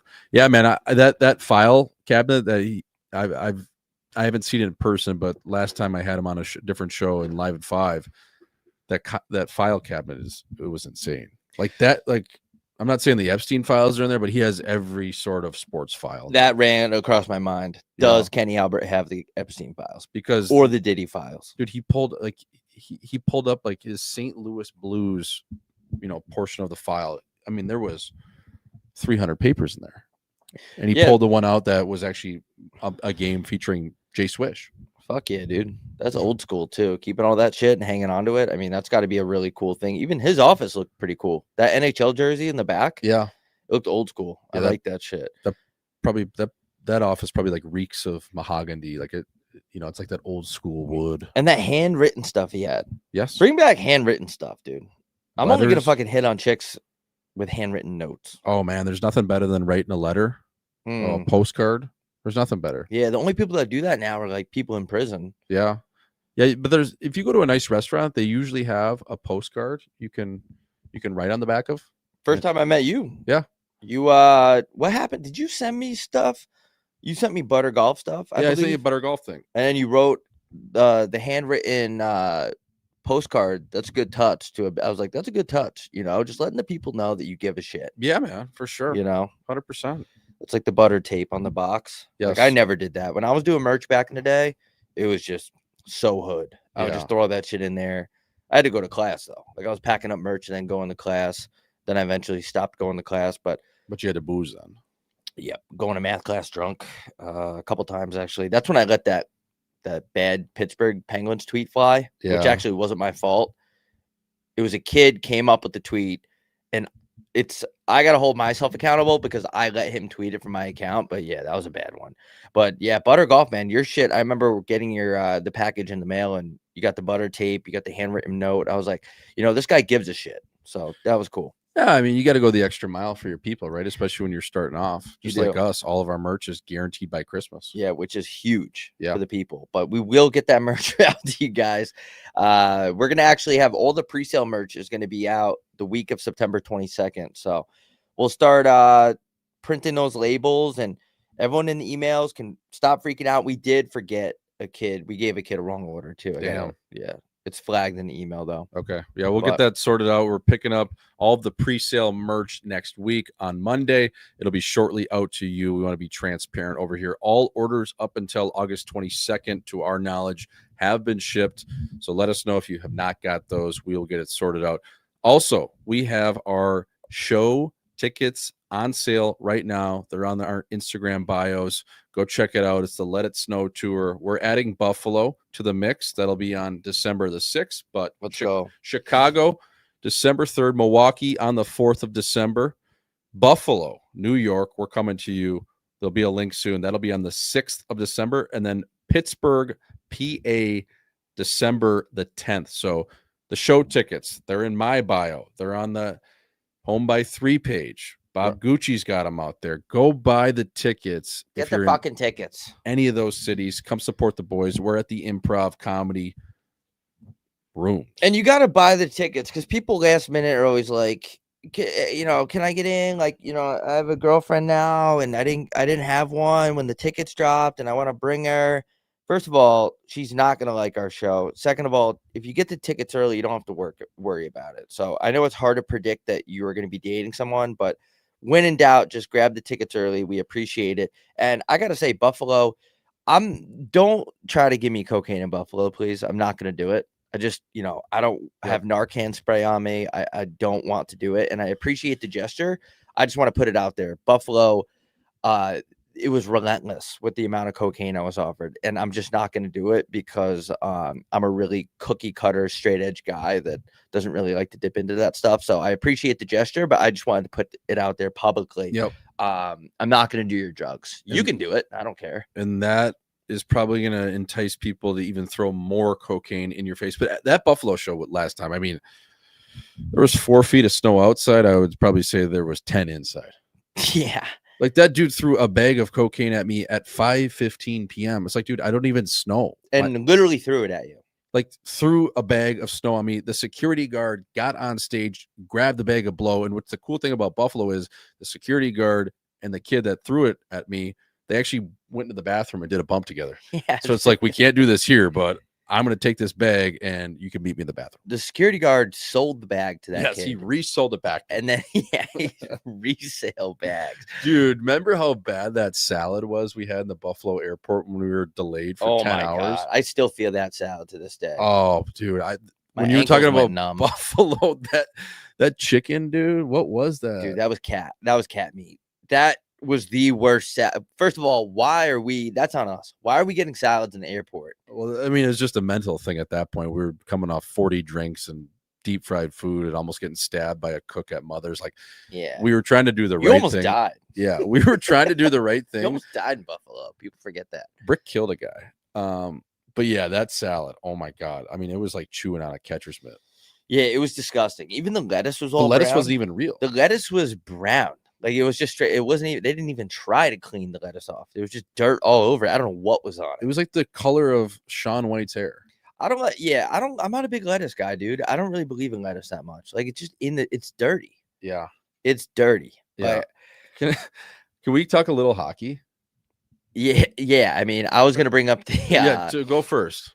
No, I just want to bring up I was wearing the OJ Simpson jersey. Yeah. I think I have to order another one and wear it again, but I don't know. Should I do that? Because he's dead now. So it's not as like funny. He's a great running back. Yeah, he definitely didn't kill anyone. He's a great running back. Go ahead. What do you want to talk about hockey? Oh, I wanted to get your thoughts because this is a hockey show and we're almost 120 minutes into this. Not really, but maybe 90. Okay, over the weekend, the Ottawa Senators rookie camp. Kid gets into a fight. Bucket comes off. Do-rag on. Oh yeah. How sick is this? We got so dope, dude. I think this is our first ever do-rag on a player. I want to say I don't know if I've ever seen it on a goalie. Goalies get weird with like the skin tight, whatever. Sometimes they wear the skull cap. That doesn't count. I think this is our first ever rag in the NHL, which is hard as hell. Yeah. The kid came out and he was like, I just wanted to bring my culture to the ice. So sick. And dude. I know that's going to make a lot of Repubs mad, but I personally really liked it. And I was trying to figure out if it was indeed the first. And after research, I think it was. I think it was the first Dewey. That was, imagine like if I tweeted it out, but if you're going to make a neck guard mandatory, you got to make a do-rag mandatory. We need fades coming into those interviews, post-game, in between periods, looking clean, like wavy, bro. I'm going to go on the record and say I would like to see more black people in the NHL. I would love it. They just bring a different element and they bring a different swag. They're way more fun. They're way more fun. They have cool nicknames. And I just feel like it's time. I'm with you, dude. We should start more inner city programs, going to the likes of Detroit, going to New York City, going to some of these bigger spots and get more kids playing puck. Let's get like I think it would help if we spread hockey like the SEC, like down there in Alabama. Hockey is expensive, but there's enough, like, isn't there recycled material? Like, I have my Reebok pumps I don't use anymore. Someone could have those. Yeah, you could go. And I'm not trying to say that no black people can afford hockey. That's not what we're trying to say here. But it isn't a sport that's like harder. It's more difficult to. Sometimes there's no ice in Alabama. I mean, a lot of times, not that all black people, even white kids, their parents steer them away from hockey because stick costs $400. And then you got like trainers charging like $400 for camp and fake skills coaches. It is a little bit of a ridiculous sport if you think about it, like in terms of like growing up playing hockey. You need the skates, you need the sticks, you need the ice time, you need the travel. It's kind of like fucking crazy. Well, I mean, even yesterday when we were put our shit on, I'm like, there's so much shit you have to put on. I feel like I'm about to gear up for a medieval times fight. Yeah, it's just way too much. Mentally, guys, I don't know. They're different. It's just way too much gear, dude. Getting back to the do-rag thing, though, I thought that was really cool. And is that kid going to make the team? Who is that? I just hope I don't even know. I don't know who it is. I hope he ends up at least in the A or something because we need a rag in the A for sure. Are there any black guys in the NHL right now that could pull off a do-rag that would be like, I'm trying to think.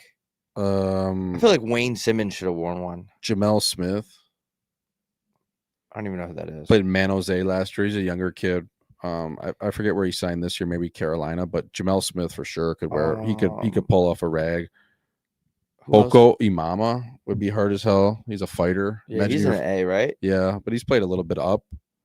Imagine you're chucking with that on. I feel like Duclair could. Oh yeah, he should do that. But wait, they forced Duclair to. Wait, do the Islanders still have that gay rule where you have to shave your beard? No, because Lou's gone, right? You can keep your bush and your beard. Yeah. So, when Duclair had to like cut his hair, didn't they make him get rid of his dreads? Yes. Which is bullshit. Yeah, that's crazy. So Duclair should wear one. Yeah, because his hair was sick. He probably had the coolest hair in the NHL. Yeah, he did. I mean, like even like Revo would look clean with a rag. Yeah, I feel like Kyle Connor could pull one off in like a Trailer Park Boys kind of way. Yeah. Kyle Connor, by the way, get him to Detroit. I don't know what it's going to take, but yeah, McDavid should leave Edmonton, by the way. McDavid should wear a do-rag. Yeah, he should. McStevens wears a do. That'd be so sick. Yeah, I wonder where he's going to end up, man. I mean, every day that goes by, the killer of deals is time. Yeah, but why don't hockey guys just say like I'm out? Like NBA guys should be like, fuck this shit, I'm out. I don't know why I did that accent, but they just leave. We need more trades and drama in the NHL. I just think Canadian dudes like they're just so like loyal. Like I'm gonna bring the cut. Like we're gonna do this. Like I'm not gonna let the people down. Fuck that, McDavid. Go to LA. Who cares? Yeah, I think the only thing probably keeping him there is Draisaitl. Like you probably feel bad if that guy just chewed on an 8-year deal thinking you're going to be there for life and then you just bounce. Yeah, if I was Draisaitl, I would be pretty pissed. But Draisaitl could also get traded too. I mean, McStevens would have to sign somewhere, but Draisaitl could also get moved if he really wanted Why to. don't they just both demand their way? Edmonton, it's like you guys blew it, man. You've had McDavid for what, 10 years? You've had 90 first-round draft picks. You have a new rink, and you can't win. It's just like I would be out. I don't even care, dude. I would sit in front of the media too. This is easy for me to say because I've never done anything. I've never had to face the music like this, but I would just be like, yeah, dude, I'm out. Yeah. I don't know what to tell you guys, dude. It's hard though, I'm man. out, It's like you're the captain of the team. You're just putting out fires every day in the media with all those guys up in Edmonton. It's a hard job. And then you got to keep your teammates happy because they can kind of sense it. I mean, if you haven't signed, right? It's like, what are you waiting to see? And it's only fair to him that he can sit back and just be like, all right, do we actually have a legitimate chance to win, get back to the cup, or is this dream and this run kind of over? For me, they didn't get any better. This year? Yeah. Yeah, no. What did they even do? I don't even know. Nothing. See, so how do you, if you're McStevens, how do you look at that and be like, yeah, I'm going to stay here? Like their top six is thin, man. And then their defense, I mean, you sign a guy like Bouchard again, solid on the power play, but that guy can't be your number one defenseman when he's making 10 in a hook. And so Ekholm's not getting any younger. The doctor, Darnell Nurse, he's got 2 backhands. He plays hard, but you could wear a do-rag. the doctor could wear one. Yeah, I don't know. I just want to see the NHL get more chaotic and be like the NBA where guys are telling owners to go fuck themselves. And like NBA guys will walk into the players lounge and just spark up a blunt. Yep. And if you have a problem with that, they'll just tell the owner, yeah, I'm smoking in here, actually. I don't care. Yeah, That's the NBA. Yeah, I hotboxed your office. What are you going to do about it? Yeah. Ty Lue, what are you going to do about it? Because I can make one phone call and you'll be fired. In the NBA, the players treat the owners and the GMs like pussies. They're like, yeah, we're just going to do whatever. Hockey needs to be like that. Yeah. I'm tired of all this traditional bullshit. Like, McDavid, I know you're Canadian. I know it means a lot to wear the Oilers logo on your chest. I get it. And Oilers fans aren't going to like to hear this, but I'm not like I'm loyal to the Oil, but it's just like these guys' careers aren't that long. You got to do what you want to do. You know? Yeah. Like, it's cool to be loyal, but it's also cool to demand a trade to LA. New York, Chicago. Yeah. Like, he's got to go to a big market now. You'd think it'd be kind of cool if he went to LA. He just followed in the same footsteps as Gretz. Yeah. Except for Gretzky won like what, 4 cups before he did it. That kind of stuff. Gretzky got traded, right? Yeah. Yeah. Wasn't he rattled when he got traded? He was crying until he saw the Hollywood Hills. Yeah. See babes in there. God damn, he saw Malibu and he said, all right, I'm probably good. This is a little different than East Edmonton. Yeah, dude. Edmonton, and no disrespect to Edmonton, but it's like, fuck, dude. That's a tough town, fella. You got to be a nail gun to live up there. I know we got a lot of loyal listeners up there, but fuck. You got to have a chin to live in northern Alberta. Yeah, dude. I don't know. You go to Calgary, you think that place is New York City. Yeah, Calgary's cool. I like Calgary. Calgary's great. I do like Calgary. Canada's great. Canada is cool, even though a lot of the rest of the world doesn't like Canada, or they call them like soft and shit. But it's really the opposite, in my opinion. Yeah, I think their politics are pretty gay, but the people are good. Yeah, the politics are gay as hell. I don't even know why. I just heard that. Yeah. Though. Speaking of Canada, we're on the brink of rolling out a tour in Canada in January. Dates have been confirmed. We just need to confirm ticket links, different things on the back end of signing contracts. But yeah, it's going to be a Northeast Canadian swing. That's the hopes. That's the plan. That'll be sick. Yeah, can't wait to get paid 25 cents on the dollar. That's good. Yeah. Make no money. Remember last time in customs too? They were like, I got flagged for THC. Yeah. I was like, I don't have weed. They just flagged me and they took me aside and they're just asking me, why are you here? Blah, blah, blah. I said I have to do a show, and then they didn't believe me. And then it was like weird, dude. And I wasn't even smoking at the time at all. and they almost didn't let me in. That'll happen. They didn't let my black ass in. We're gonna go up to Canada, make $4 and spend 4,000 and turn around and hopefully do it again. Yeah, That's show business. That is show business, baby. I like Toronto. Toronto's great. Montreal's Toronto. good too. Does Canada have like beef with their cities? Like, you know how I'm like, I will never go to Seattle probably. Yeah. Does Canada feel like that? Like, do the Western Canadians not like the Eastern Canadians? Like, I feel like everyone's just nice. I feel like a dude from Saskatchewan is probably not going into French Canada. Oh, I forgot about the French. Yeah. Are we doing a show in Montreal? Yeah. Trying to line it up. Yeah, I got to go back there. Last time was not good for me. I got spat on in a McDonald's. That is a great city. Montreal? Yeah. I just didn't do it right. Yeah. I walked in the liquor store and the guy like did not want to help me out. Like me and the French have not had like good interactions. Right. Yeah. I don't know what it is, but yeah, in recent times. Well, it's just like French people are dickheads. Yeah. It's just a fact. And that's They're no rude. disrespect. No, it's but no they are. disrespect, but there a lot of them are cocksuckers. Yeah, I just don't understand why. Like why are French dudes I think it's just a part of the culture. I think it's like no manners? yeah, it just dates back to, I mean, we've talked about it before, but it's like it's just a sense of entitlement a little bit. Yeah, I don't understand why though. Like there's nothing. I think they just think they're superior. To answer Why? your question, why again? That I don't Is know. anyone friends in the chat? Why do you have a chip on your shoulder like that? Like it's not that serious. Right. Why do you have a Chili's chip on your shoulder? And French people are kind of built like string cheese. Like they're not like there's nothing that you look at the physique of a French dude, you're not intimidated by it. There's a lot of tough French guys. Really? I feel Donald like they're built like Brashear. baristas a little bit. Donald Brashear, Yeah, but that doesn't count. George St. Pierre. That doesn't count. You're just naming black guys. St. Pierre's not black. He's not? No. Oh, the UFC guy. I was Yeah. thinking of someone else. The OG. Yeah. I That's don't know. two guys. That's Well, two there's- tough guys. That's there's- two tough French guys in the history of French guys. PC Labrie, Who the fuck is that? ex-fighter in the NHL. PC Labrie. That Quebec fighting league is fucked. That hockey league up there, it's insane. There's a lot of it sucks to admit it, but there are a lot of tough French guys. I feel like French guys are light in the loafers. I think French guys from France are pussies. That's what I'm thinking about. I'm thinking about guys that are wearing like what are those things like fedoras and loafers and like trendy glasses. Who's the guy? Where's Waldo? You know that guy? Yeah. When I think of French dudes, I think of the dude from Where's Waldo. Or like Peter Parker, not as Spider-Man, like during the day. He's French?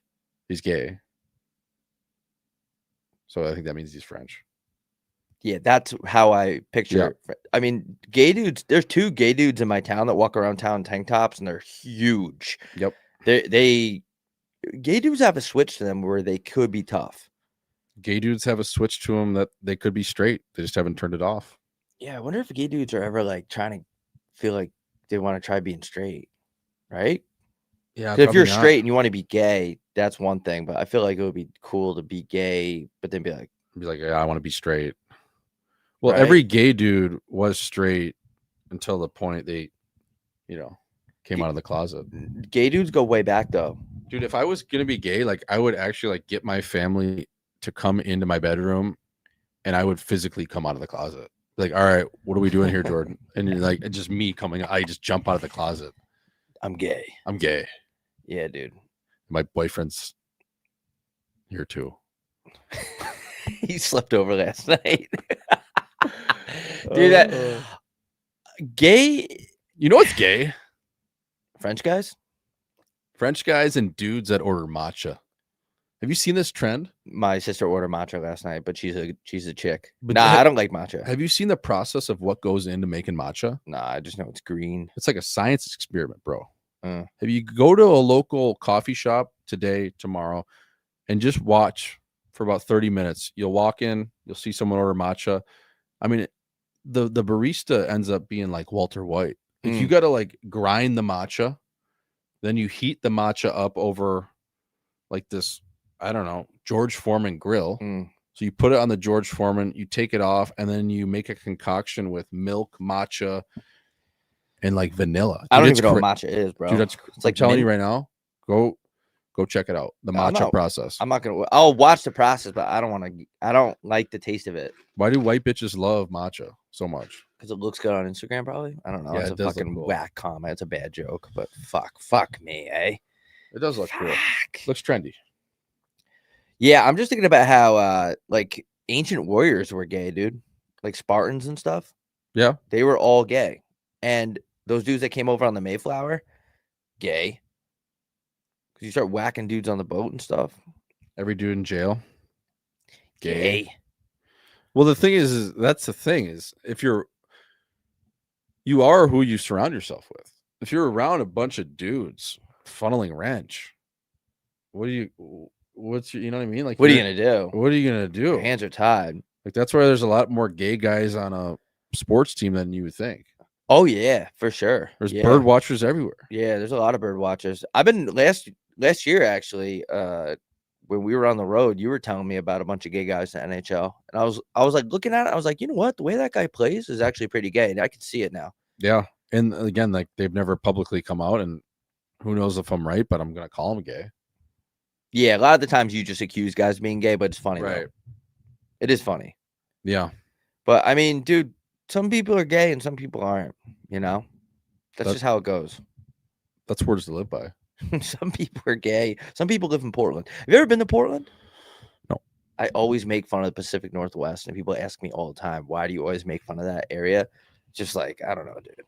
Like, I really don't have a good answer for you. I have no desire to go anywhere up there. I just don't. I had this one experience in Phoenix at a bar, and it was like one of those like craft beer bars. Yeah.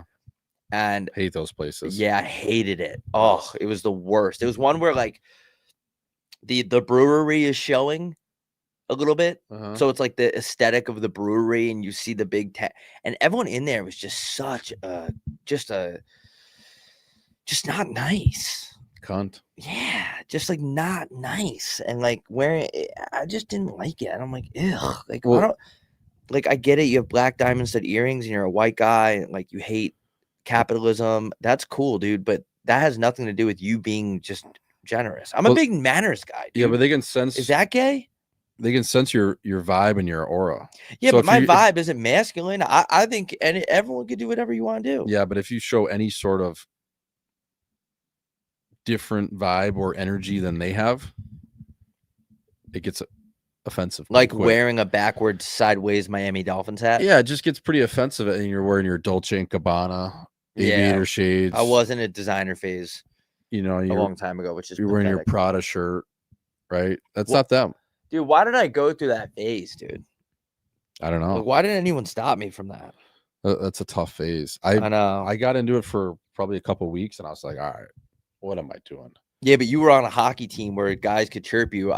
I was on a deal with DraftKings thinking I was the richest guy in the world, spending all of my money on Dior t-shirts, and nobody told me, like, hey man, you're being a fucking loser. Yeah. And I walked around like a dickhead for like probably 2 years wearing Dolce and Gabbana and Dior and all that shit.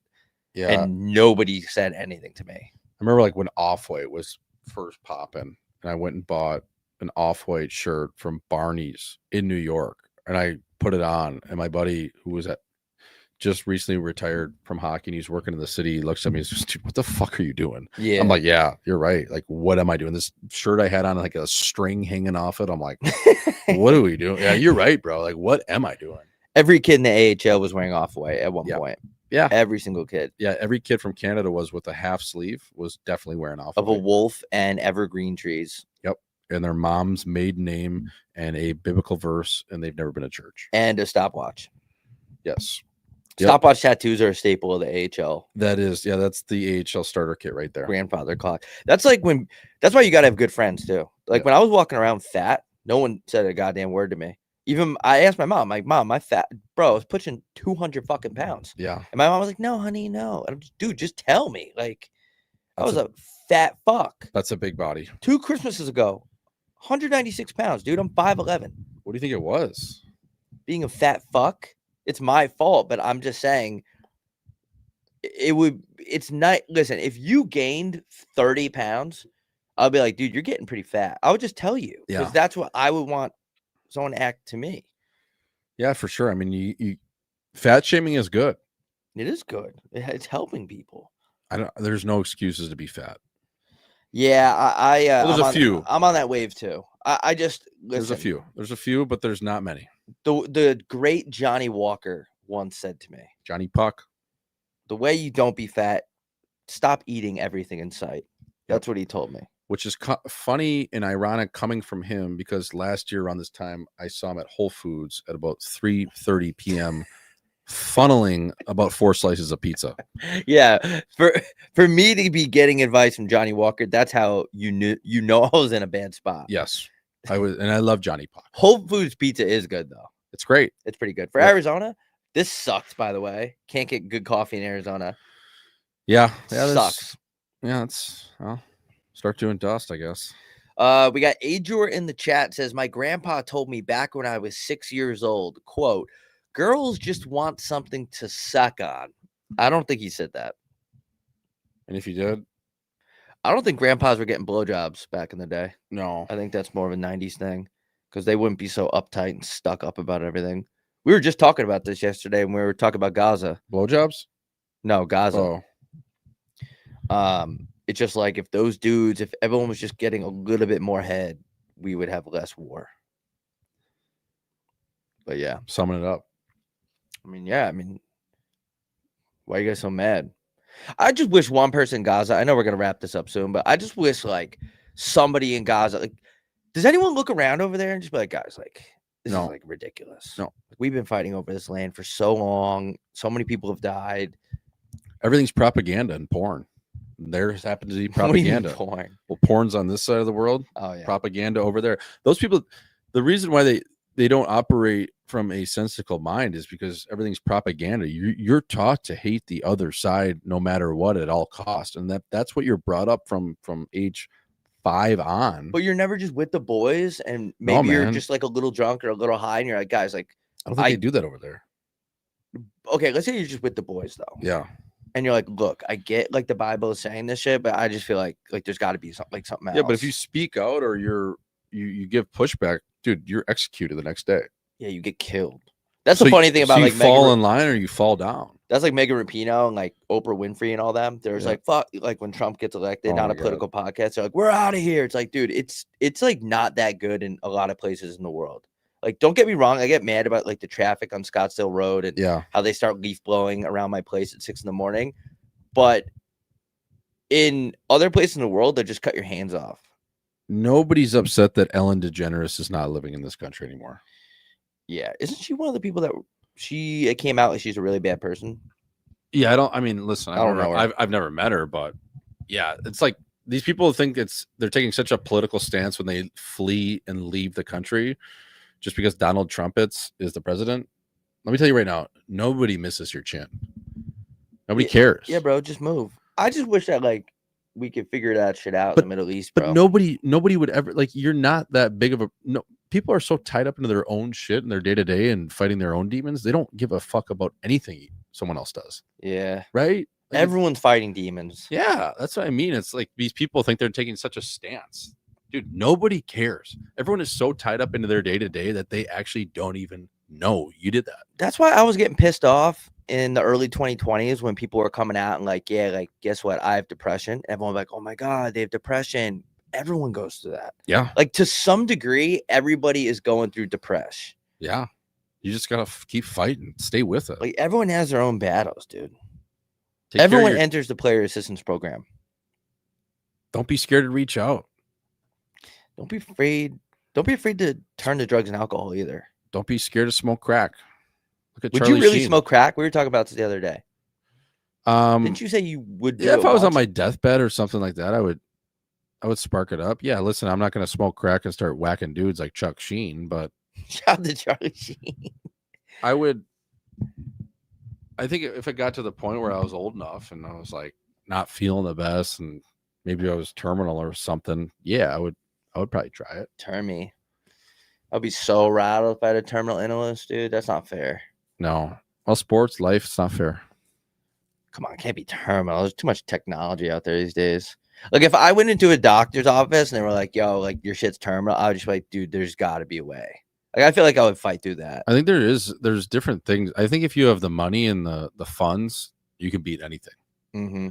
I think that a lot of the times is when you get terminal or you're getting different treatments with chemo and things like that, like your body ends up fighting your own body. Jerry Jones had stage 4 cancer. Yeah. And they just blew over that in the doctor. Like, oh yeah, he had stage 4 cancer. Oh yeah, anyway, fucking he drafted Dak Prescott. And I was like, whoa, back this shit up. How did he beat that? Yeah, I think if you have the funds and the outsource and the reach to see the best docs in the world, there's a lot of different avenues you can go outside of the US to get these treatments. Because a lot of things aren't cleared over here. Because that's part of big pharma. Like they want people sick. Big Ferda. They want people sick. They do, man. They do. So if you go to other parts and avenues of the world where you can go see an unbelievable doctor in Germany or wherever, there's a lot of different ways to attack things. Yeah, that's the main thing. If you get really sick, just go somewhere else and they have the cure. Yeah, well, for sure. And we have the science. We don't want to admit that, because then ultimately the more people in the hospital, the better for the US. Yeah, I don't like that. That's what makes me, I don't like that at all. Healthcare gets me really mad sometimes about what's going on. I do think though, you wouldn't kill anyone over that though. Like assassinate someone in the head in New York City. I don't think so. I don't think that's the right way to go about that. No, I don't think so either. But healthcare is getting me upset recently. Like I think it's like, it's just not cool. Like what they're doing with healthcare. It's like, guys, like like let us be healthy. Like, why do you need this much profit? I mean, it's taken us this long to finally start taking out all these pesticides and additives into our food. It's crazy. Why are you trying to kill us though? Why is there fertilizer on my In-N-Out burger? What do you think when the healthcare system meets and like the people higher up, when they meet about like what can go in our foods, do you think at the end of the day you like have like Fauci, someone else sitting in this room? It's like, yeah, like we actually need people to die. 100%, man. I just hate to say it, but there's demons. Lifeless. There's evil people out there that want to see the world burn and profit off it. It's like a video game. Like in Grand Theft Auto, when you're driving around and you got hookers with you and stuff, like there's other pimps trying to steal your hookers. It's the same thing in the world. Like people want to see your downfall. They want to see society. Like we're regular chins. I feel like I want everyone to get paid. I want McDavid to go to LA on a max contract. I want everyone to win. And unfortunately, it's weird to think about, but people are like, oh, guess what? Like Bill Gates, I'm going to be the one to take out half the population. Fuck them. Yeah. You see in like Texas, they said no more Chinese people can buy property. That's in print. Yeah. Or it's somewhere. Yeah. They're like, or some country. Someone just said like, all the Chinese people are buying up our land and we're sketched out by this. And they like banned them off Zillow. LA, maybe. I think LA is already all bought up by like Armenian guys. Dude, Vancouver's all bought up too. Vancouver, when we got off the plane, dude, I thought people were kidding. The signs are in Chinese. Vancouver. Like you try to order an Uber, English is the 4th language underneath the sign. I like that though. I actually do. It's Vancouver. Before we wrap this up, I'm like, when it comes to borders, I don't really fuck with borders that much, which I know is bad. I know the Repubs are going to get mad at me for that, but I just feel like you put someone in your shoes. Like, let's say you're in China and life's like not that great. And you're like, yo, like I want a better life for my kids. We're going to go to Vancouver. I think like, fuck it, dude. You should go. Like without even having to get some sort of passport. As long as, no, I think you should get a passport, but I feel like the process should be easier. It should be like TSA pre-check. Are you a criminal? Okay, yes. Was it violent? No. Okay, you're in. Yeah.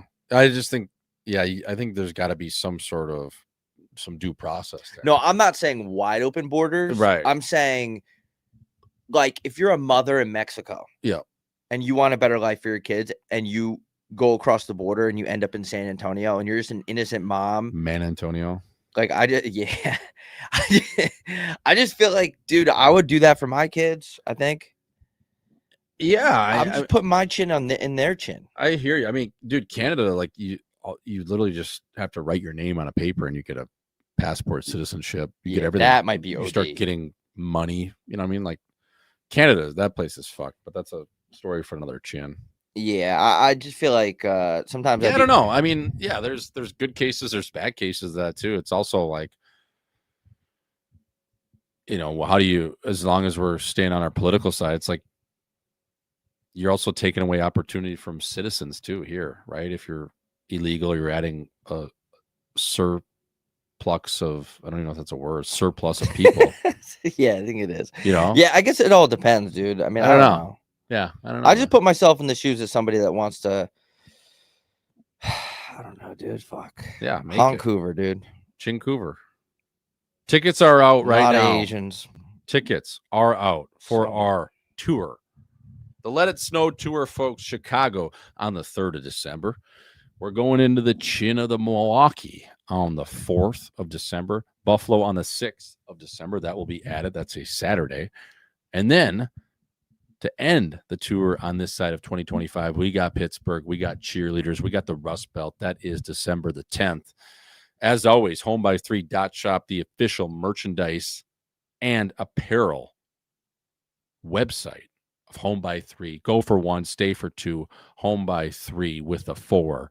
Go check that out. Again, all of the stuff that was ordered from the pre-sale will be shipped out next week, which ensures you all of your new gitch before Christmas. Plenty of time.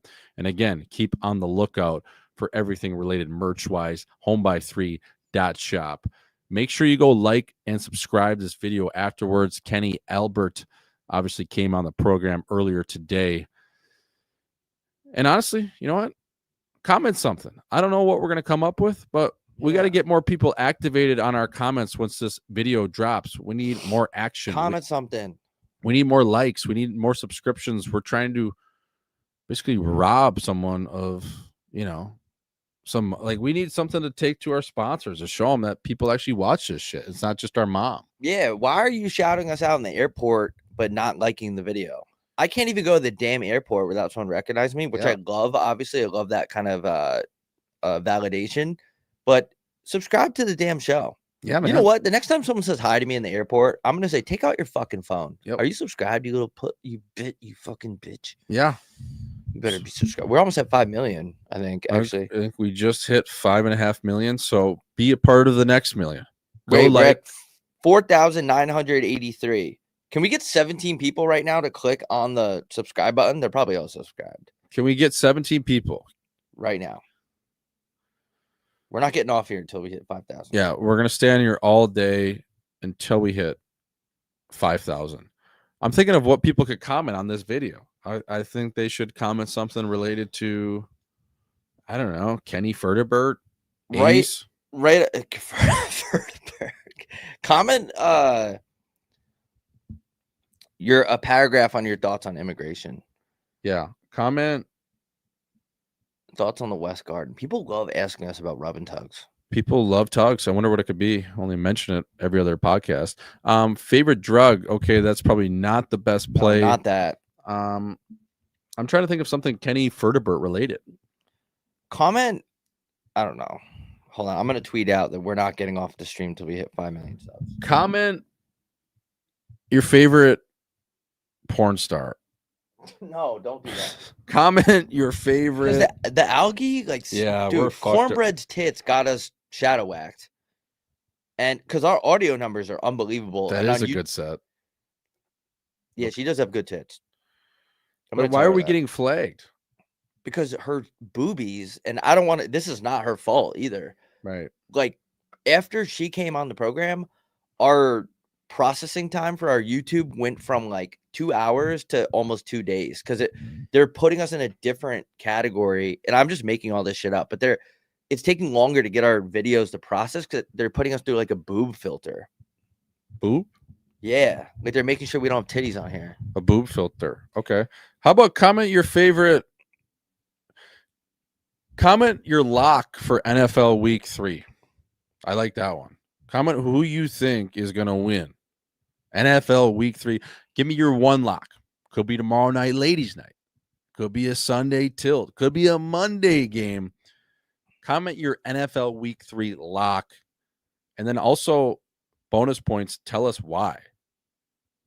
Dude, Jeremy Chin the other night on Monday night. an absolute goal line stand.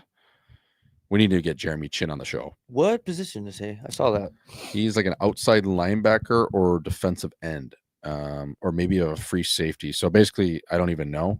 He plays somewhere on the defensive side of the ball. Jeremy Chin, spelled with 2 N's. Hell of a name. Great name. I want to get a jersey. When is Corn Chin coming back? I don't know. She wants us to do a show from her backyard in Florida, but it's like I'm not trying to do the whole show with a boner. Comment your favorite chin. You're a Packers fan, right? Yeah. Yep. I don't have a football team, man. I never grew up like giving a shit. Yeah, it's always weird in New York. It's like go for the Jets or the Giants, and Eli Manning. He's kind of a nerd. He's kind of cool. David Tyree made that sick catch back in the day. OBJ, I mean, he liked him, and then he started bunking dudes. Yeah, it's a weird team. Plaxico Burress, I mean, ended up shooting his own dick off in a nightclub. I like him, which is pretty cool.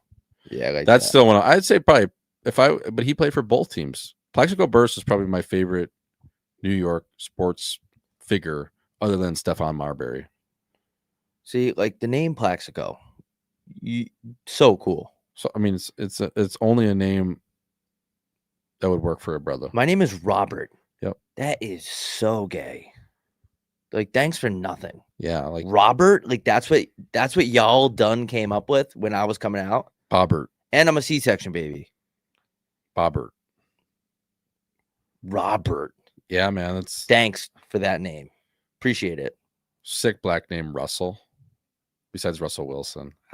Yeah, he Russ, kind of lowers the aura of that name. I feel like Russ is pretty sick. Plaxico, Debrickashaw. Yeah, Deferda. Like, what was the parents like? Jajavian. We gotta have Debrickashaw Ferguson's parents on here and just be like, what were you like? When did you guys come up with that? Like, was it Daryl Brick and then Debrickashaw? Andrew Shaw is what the name you thought of 6 names and you put it into one. Like, how did you piece it? Yeah. Like, literally, how did you do that? How did you piece that together? It's like building a house. How did you piece that together? They just have such cool, like, Javion. Yeah, man. I mean, black chicks' names are unbelievable. Shaniqua.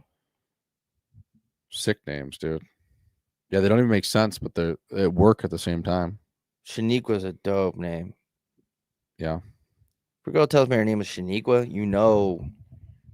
Ashanti. She's gonna be sucking. Ashanti's a good one. Yeah. Is that her real name? I think. Imagine Kenny Albert knew that the content that was going to be on this episode. Sometimes I worry, like, are they going to be upset that they're associated with this? No, I mean, it is what it is, though. It's not them. Yeah. They came on the show. We talked about puck, sports, water polo. And then we talked about Gaza. And then we did a deep dive into porn and propaganda, like we always do. Yeah. So we have gained 2 subscribers in saying that. So we're going to stay on. Are we actually? I don't know. Can we get some people to like and subscribe? Subscribe to the channel. How long have we been on here for? 2 hours? Yeah, just about. Not bad. Couple guys on a podcast. Nothing to see here. There is absolutely nothing to see here besides a couple guys on a podcast. Last night, I had Tums that was infused with melatonin. And it knocked my hunky ass out. Really? Yeah, you ever see those? No. It's cool, though. Like, cools down your heartburn because I had soy sauce gives me heartburn. Oh, you get some sushi? Oh, yeah. Speaking of Vancouver, I got a lot of sushi last night from Sushi Sen. Is it good? It was pretty good, yeah. It was good. DoorDash? No, I went and I picked it up. Yeah. Where is it? It's like right in how do I explain this? It's like Indian Bend. Mm-hmm. And it's like right in, it's not like on the street. You got to go in somewhere and you walk in. They're like, hello, honey. Like, it's kind of like. Is it on the other side of the 101? Nope. It's like right off the Scottsdale Road. And, oh, dude, I almost fucking crushed a Jewish kid today on the way here. Walking? I was making a right-hand turn onto Scottsdale and he was on a scooter going down. So I had the green right signal. So I don't have to stop, do I? If you have the right turn signal, no. But I'm going into Scottsdale Road at an intersection. So I think I'm technically supposed to stop, or no? Can I just J-hook onto the street?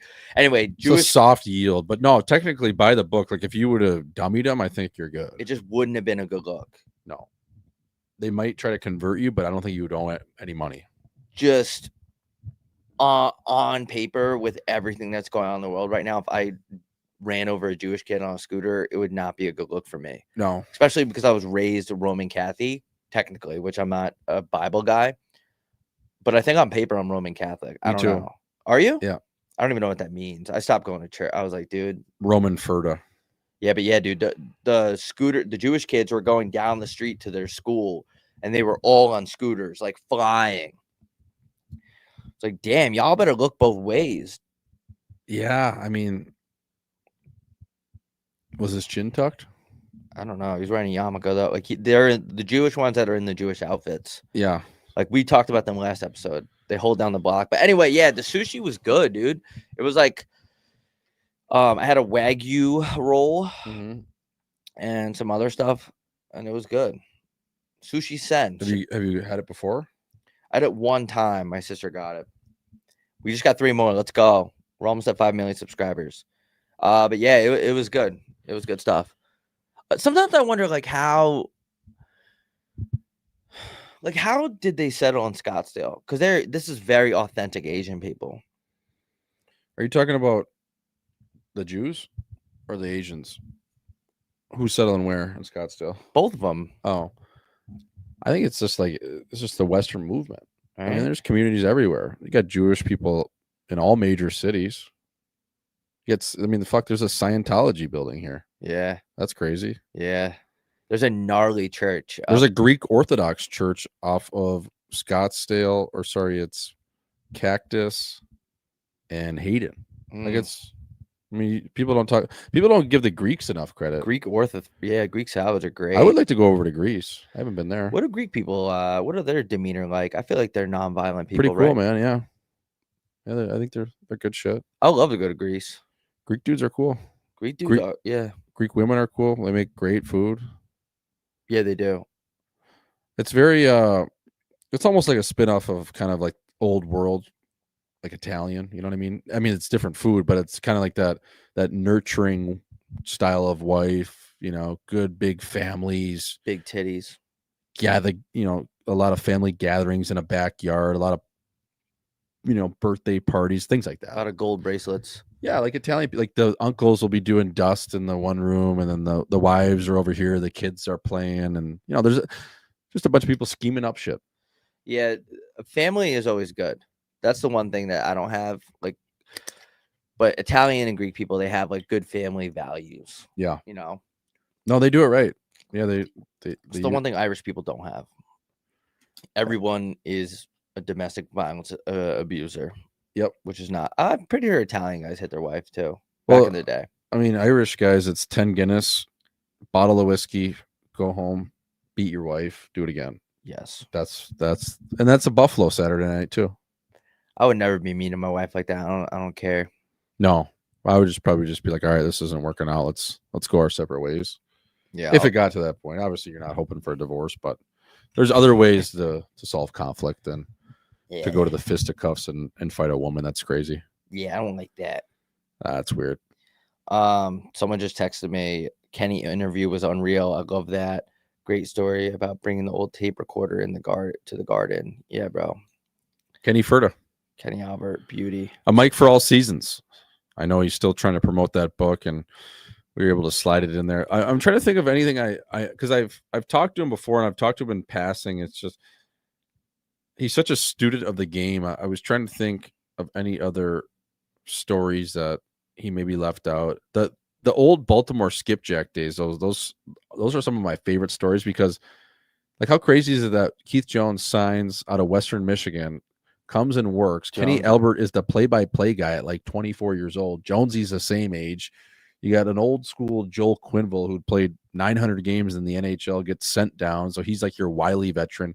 Barry Trotz as an assistant coach. Like there's so many just prominent figures all in one area of time and on one AHL team. It's crazy. In fucking Baltimore of all places. Like what the fuck? You're playing for the Skip Wrenches? The Skipjacks. The Skip Baylesses? By the way, somebody just unsubscribed. Like that's such a buzzkill. Dude, come on. Like, why would you do that? Like we're See, that's the exact type of person we're talking about. We were just talking about some people want to watch the world burn. Whoever just unsubscribed, go fuck yourself. You're a pussy. Yeah, go subscribe back, dude. Come on. Someone just said Gucci we have a camera in the way. I thought somebody said Gucci disrespected my face. Dude, did I tell you that I saw my second weight vest at Whole Foods, by the way? No. Don't you have a weight vest? Yeah, but I don't wear it to fucking Whole Foods. I go wear it when the sun's down and I go for a walk when no one's watching. Yeah. Or I'll do an incline walk on the treadmill just to add a little bit of weight. Or I'll go for a hike by myself when no one's around. I'm not the guy in the produce section or the guy or the girl picking up Epsom salt. Like, fuck. Imagine dying on Camelback in a weight vest. I always think about that, man. Like, shouldn't have wore that. Shouldn't have been standing there. I always think about that, though. The people hiking alone. Like, I mean, there's a chance you could get mauled by a cougar, you know? Yeah, there is. Like, there's a lot of ways to get mauled by cougars in the state. Or what? If you know what I'm saying. Yes. Yeah, there is. Yeah, you go to Mastro's, North Scottsdale. You'll have some caviar and a pair of fun bags in your face before you know it. Remember we were talking about how cool NFL and NBA guys are, like the black dudes? Green Bay Packers wide receiver Jaden Reed underwent successful surgery on Tuesday on his broken clavicle and his left foot. And he quoted this. This is his quote after going under surgery. Packers to the bowl, bruh. I'm good. Thank you for the prayers, bruh. But we turned, bruh. We going all the fucking way. A hockey guy would never say that. How high on Percocet is he when he's tweeting that? Like, that is from the hospital bed, and he is so high. We turned. We turned. Dude, you're in Appleton, Wisconsin right now. You just got operated on. You're on the bed. You're high on morphine. And he turned. That's sick. What does it mean to be turned? Turned up. You're on lean and Henny. I'm going to name my kid Turnt. Turnt Gucci. Turner. We're at 4,000. We need 10 more subscribers. You think we're gonna get there? I don't even know if anyone's in this chat still. I know. I'm Kenny Albert, high above the sky. He's so good at his job. There's Kenny Albert. Yeah, we need 10 more. Should we just call it? No, we can't get off till we get 10 more. 10 more, folks. Thank God I didn't get in that car accident today, dude. Oh my God, I can't imagine. It would have been his fault too, but there's no way I would have won that lawsuit. It's a bunch of Orthodox Jewish guys. I'm done. No, unless you get Saul Goodman in there. I don't know. You need I had the green light. You need a really good lawyer, and that would take some severe convincing. Like they're going to repossess your house, your car, and then you might get away with a small fee after that. Yeah, you're not losing. You're not winning that battle. No, that's the thing. No better high than a hospital recovery high. That's true. After my wisdom teeth, I was turned. Codeine dreaming. Oh yeah, I was turned up. That's the thing. Sometimes it's cool just to get a surgery just to get high. Tweet that. It's not a bad. What's the highest you ever been after a surgery? I've only had a few. I mean, the wisdom teeth was. You're just in such a fog, like you can't even feel your face. Wake up with a boner. You wake up and that one's bad. Feel like you did about 3 8 balls of cocaine. You can't even feel your fucking jaw move. My ankle surgery, I was sitting sideways after I woke up from that one. Oh my God, dude. Wisdom teeth is a gnarly surgery, man. I just don't even understand it. Why do we have those teeth? We just yank them out? That makes no sense. I also think it's a pretty big scam too. We were talking about Camelback and the recoveries. I think that's a scam too. Wisdom teeth, dude. Do you really? How do they affect you that much that you need to take them out of every single teenager? Dentist is the biggest scam. Yes. You go there and the guy's like, you need a crown, you need this. I don't need any of this shit. Yeah, it's like taking your car into a guy you don't trust at a body shop. Yes, exactly. They're just going to ding you up to the you can't even. I mean, you're taking on a loan to pay for this new part. You have gingivitis. Your gums are bleeding. Yeah, because you're poking them with a knife. Yeah. That's why they're bleeding. Yes. You have sharp tools and you're poking my gums. That's why they're bleeding. Yep. You might have a cavity, so we're going to fill this up. I had a dentist in Scottsdale. This is like 8 years ago. And he was laughing to me that he was like, I didn't even finish college. I was like, what? He goes, nope, wasn't for me. I just went to dental school instead. Yeah, man. I mean, I've had plenty of dentists tell me that they're communications majors. Dentist is a scam. Dentists, though, like, dude, it's like I'm pretty sure you can. It's a community college degree. It's a 2-year program. I don't even think it's that. It's like getting your real estate license. Well, it's like being someone in cosmetics. Like how so? Like shooting you up with, whatever it's called, Botox, and like it's basically just like you're working at a med spa as a dentist. How much do they make? You're doing laser hair removal. You're doing different cosmetics. I mean, basically, a dentist. I don't know. I think you make like 30,000. The median salary is $200K, just to brush other people's teeth.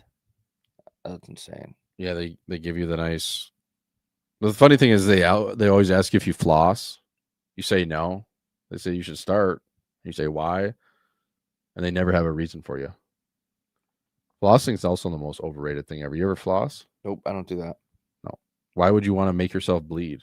There's nothing in between my teeth. I always get into verbal tilts with my mother about this. She's very pro floss. No. I'm just not putting strings in between my teeth like that. Stupid. No, my teeth aren't a fucking guitar. It hurts. I'm not doing that. I'll brush my teeth. I'll do mouthwash. I will gargle stuff.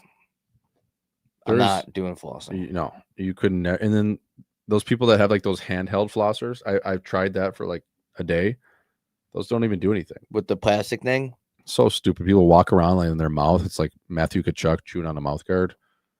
They have those floss things hanging out. It's like, dude, like you're gross. I hate the way he chews on his mouth. It actually bothers me. Yeah.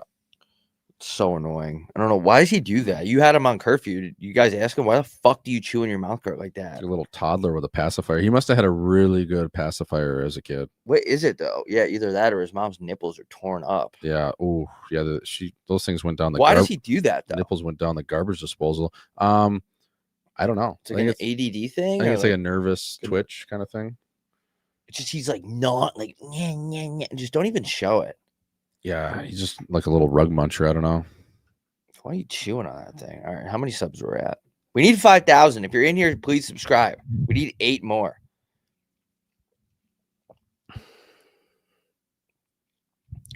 Chat says I have to floss or else it doesn't look great. Why? Listen, I have horrendous teeth and I don't need nothing gets stuck in there to the point where I need to like put strings through it. No, man, it's not, like your teeth aren't a tennis racket.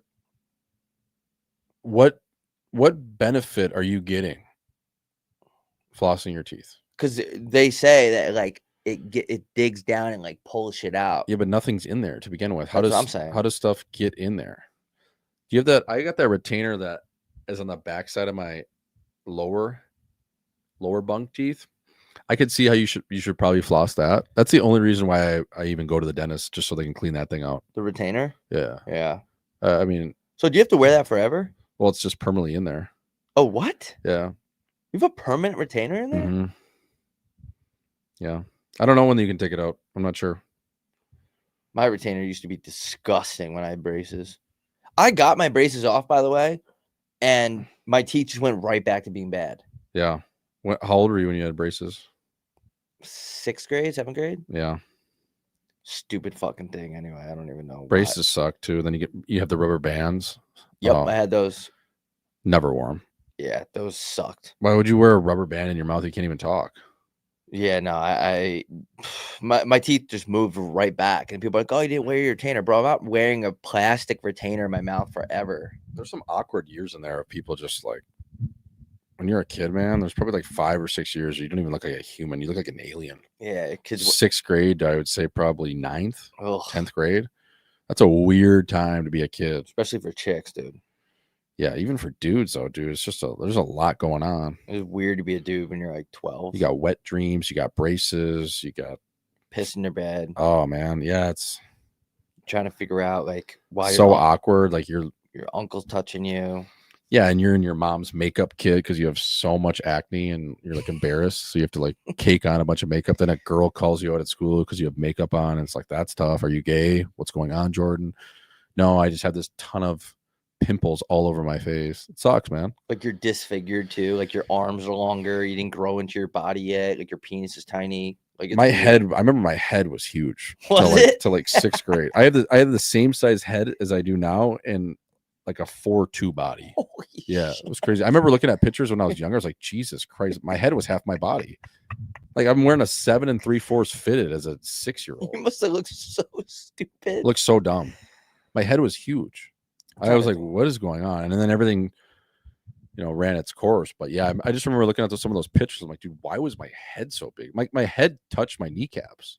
I had like a huge ass Yeah. in 5th grade. Like my butt grew first. I remember because I couldn't get into like I went to a uniform school till 4th grade and I couldn't get my ass in the pants. Uniform schools suck. Yeah, I got out of that shit in 4th grade. I was like, fuck that. My mother and I are very different. I remember marching in the living room of our shitbox house, and I was like, I'm not doing this anymore. Yeah. But yeah, when you're a kid, it's all disproportionate. Like everything's all out of whack. Like your fingers are longer. It's trying to figure out how to do I clip my fingernails? Do I shave my Man, I don't miss that. No. Figuring out what to do. No one tells you either. No one tells you, especially not the father figure. I don't have father figures, so I was really just by myself trying to figure shit out. Do you think kids nowadays, every kid nowadays wants an explanation for everything? Do you think like parents are sitting down their kids after their first wet dream and coaching them what happened? Like for us growing up, whether you had a father in your life or not, no dad is telling you what's going on. Like, do you think? Yeah, I feel like every single kid wants an explanation for an explanation now. Well, I'm not telling my kid how to jerk off. He's got to figure that out. I think these days, like these parents they're coaching their kids how to tug. It's a weird time. Well, they know everything. Why do they have to? They have iPads. Just Google it. I don't know. You're a kid, watch some porn. One time, I got accused of how many subscribers are we at? We need 6 more subscribers in the chat. 6 more, folks. Fucking 6.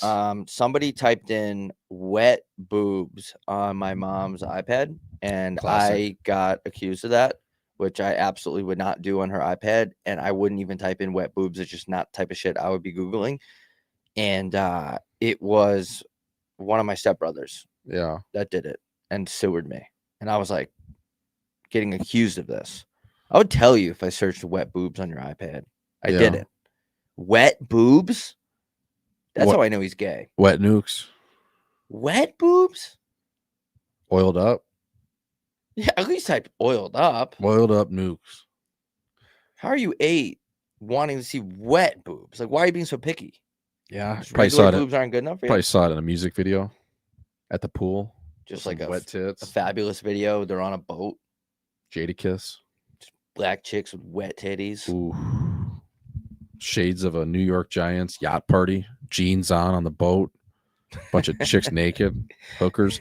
Yeah, I think these fucking kids though, they also use chat GBT for everything too. So you don't even have to ask your parents. It's just you go plug in a lot of times people are actually, these kids, I think they're dating like these AI bots. Like you go on Snapchat, you can talk to a bot. You can talk to a bot on Instagram, Facebook. You can talk to a fucking bot, like we said, ChatGPT. Just ask him anything. Next thing you know, you develop feelings for a robot, and that is how we end up banging robots, which we always get back to. Girls love ChatGPT. My sister is always like, ask chat, ask chat, ask chat. I've never used ChatGPT, maybe 4 to 5 times. Not even, actually. No, I don't. Twice? Use it. Yeah. Why would you use a robot when you can think better than a robot?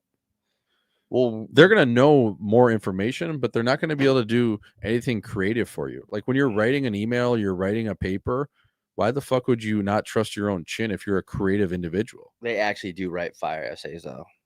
Essays, yes, but they're not going to write you a fire joke or in your way of No. how you would tell a story.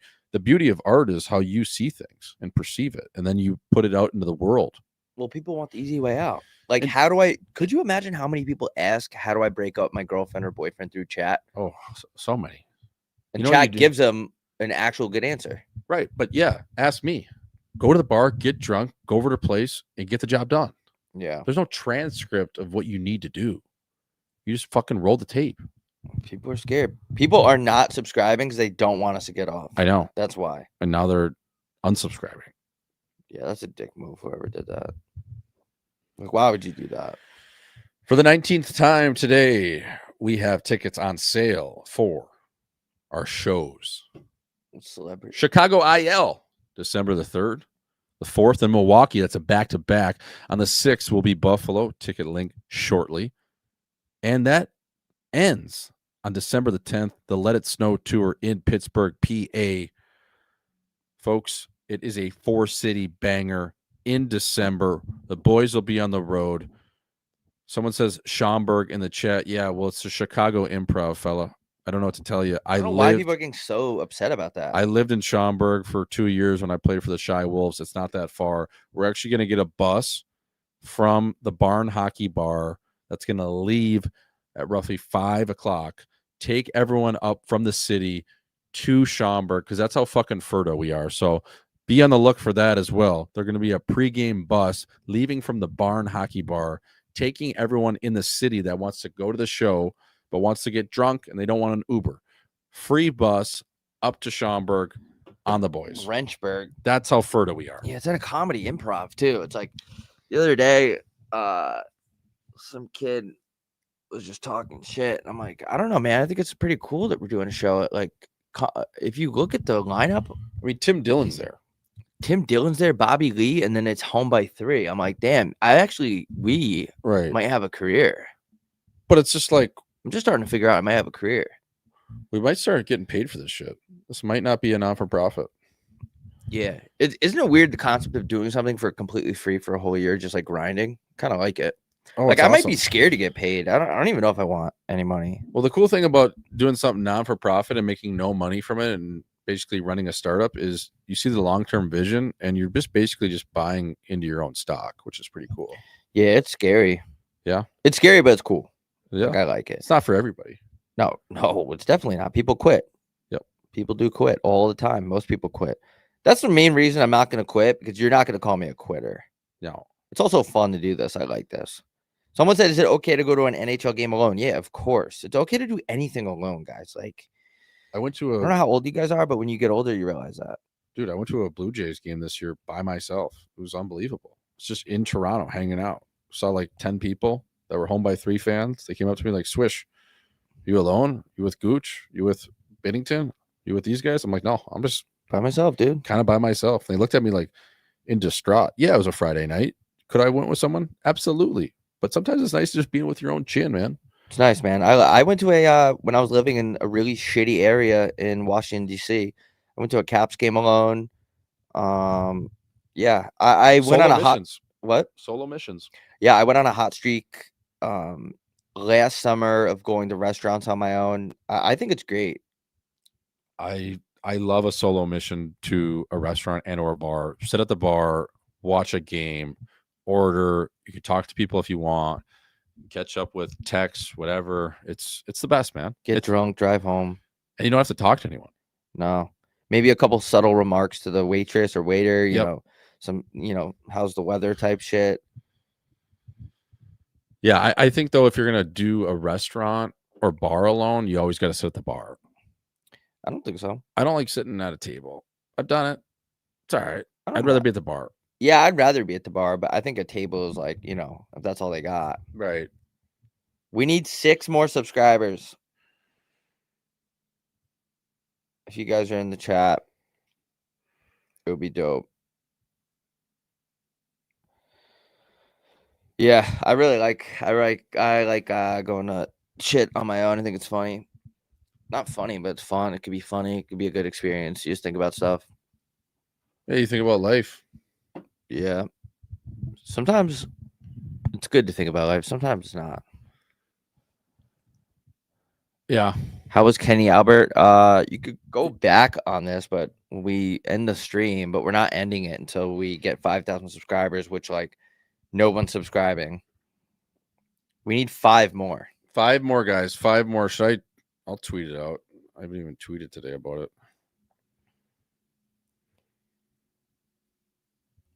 Wow, that girl. Remember that cart girl that was yeah, that I met? Mm-hmm. on her story. She said she's getting her wisdom teeth out today. Wow. We were just talking about that. We need 5 subscribers to get to 5 million. Yeah. Rob, how old are you? Be honest. Why would I lie about that? I'm in my early 30s. People are just like, what, bro? You're so old, dude. How old are you? Man, I've had my Twitter account for 14 years. Like, do you think I started it when I'm 6? Like, how old do you think I started a Danny Heatley parody account? You think I was 7? I think I was 4 years old, dude. You think I came out of the womb Like, and I was just tweeting? I started it in 2012, and people are like shocked that I'm old. It's always some dude. Which is not even old these days. It's always some kid that was born in like 2006, though. Yeah, they have no love idea. tripping me for that, which I don't care. I love the age I'm at. It's fucking awesome, dude. I'm having my age right now is triple the fun I had in my 20s. Age now? Yeah, dude. Yeah. It's all about having fun. You know how guys hit 30 and their body like disintegrates, or they say that? For me, it's been the total opposite. Knock on wood. Yeah, but it's been good. Yeah, but like there's early peakers to all stages of life, right? Like if you think about it, you have the ass clowns that were the coolest guys in high school. Okay. Mm-hmm. They were the coolest guys from 6th grade to 12th. They had their run. Imagine that was your run. Then there's guys that get in the house from 18 to 22 in college. And then after that, they turn into absolute pussies and just, frankly, just nobodies. And then you always have the push up until 30 after college. You got the guys that can do it a little bit, 24 to 30. And then after 30, man, like if you're a guy and you're in decent shape, you can still play sports. You can still do different things. Like you're a small percentage of people if you're not just fat, overweight, and miserable. I've always been a late bloomer. Like, no, I've talked about it before, but I started drinking late. I started whacking late. I went to college late. I graduated college late. I did it in 4 years, but everything I've always done, I've always been. This is why I have that theory where I actually might be a few years younger. I always ask my mom about this when we get drunk at Christmas. I go, Mom, how old really am I? Yeah. Like, how old am I? Especially because my brother looks older than me and he's younger. But like everyone has your own plan, right? Like you said, some kids peak when they're 16. Some guys peak when they're 42. It's just the way it goes, man. Someone said that's what happens when you snow through your 20s. See, like I joke about cocaine, but I really don't. I've never done that much blow ever. Yeah. And I write jokes about it and people kind of think I was like this big cokehead. It's not the case, but I don't really care what anyone thinks. But what are we at? Subscribers? 499. I remember tweeting 1507 memes on my phone for freshman year. Thank you, bro. I appreciate that. Some OGs left. I remember when I rebranded, I had like mass unfollowings. I had like fucking 50,000 people unfollow me or some shit. On Twitter? Oh, yeah. Not at once, but when I like realized, because people, not to make this whole episode about me, but people say like, oh, I bought the account. Mm-hmm. I realized like, hey, this parody shtick is getting old. Like, I'm just going to tweet whatever I want. How much you pay for it? Like if I bought it, like how much would I even pay for it? Like where'd I get the money? What's the value of a parody account? You should try to sell it, man. See how much you can make. There's a website for that. Really? Yeah. You want to look at how many are we at? Hold on. There's a website that tells you what it's worth. I don't know how to buy Twitter accounts. I don't even know if that's a thing. Maybe like Indian guys do it. My Twitter account's got to be worth like $68. We need 3 more.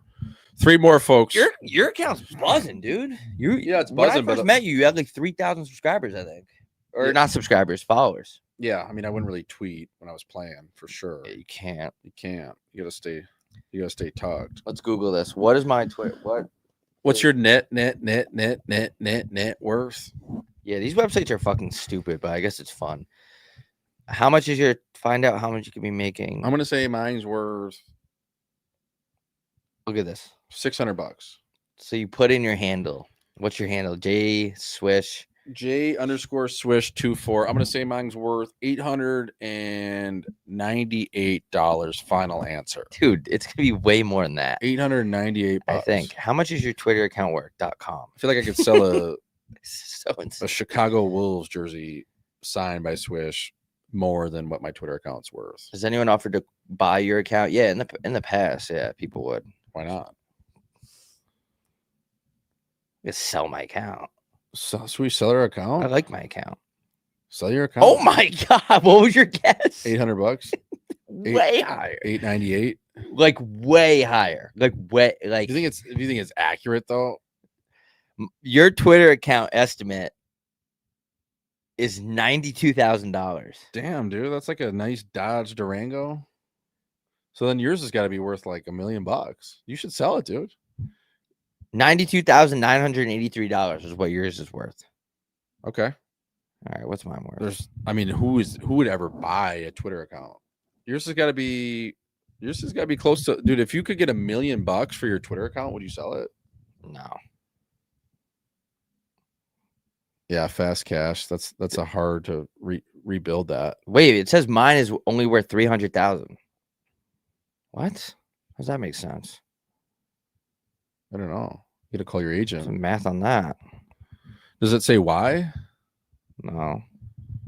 Yeah, $1 million in my account? Yeah. Nah. I feel like you're gonna just spend. You'd have to be chasing the dragon again just to build up a following. It would be hard. Yeah, You might have to spend another $1 million just to get. I like tweeting. Yeah. How does that make sense? Yours is worth 90, so yours is way more valuable than mine. According to On an paper. offshore website that has who knows, like what does that even mean? But yeah.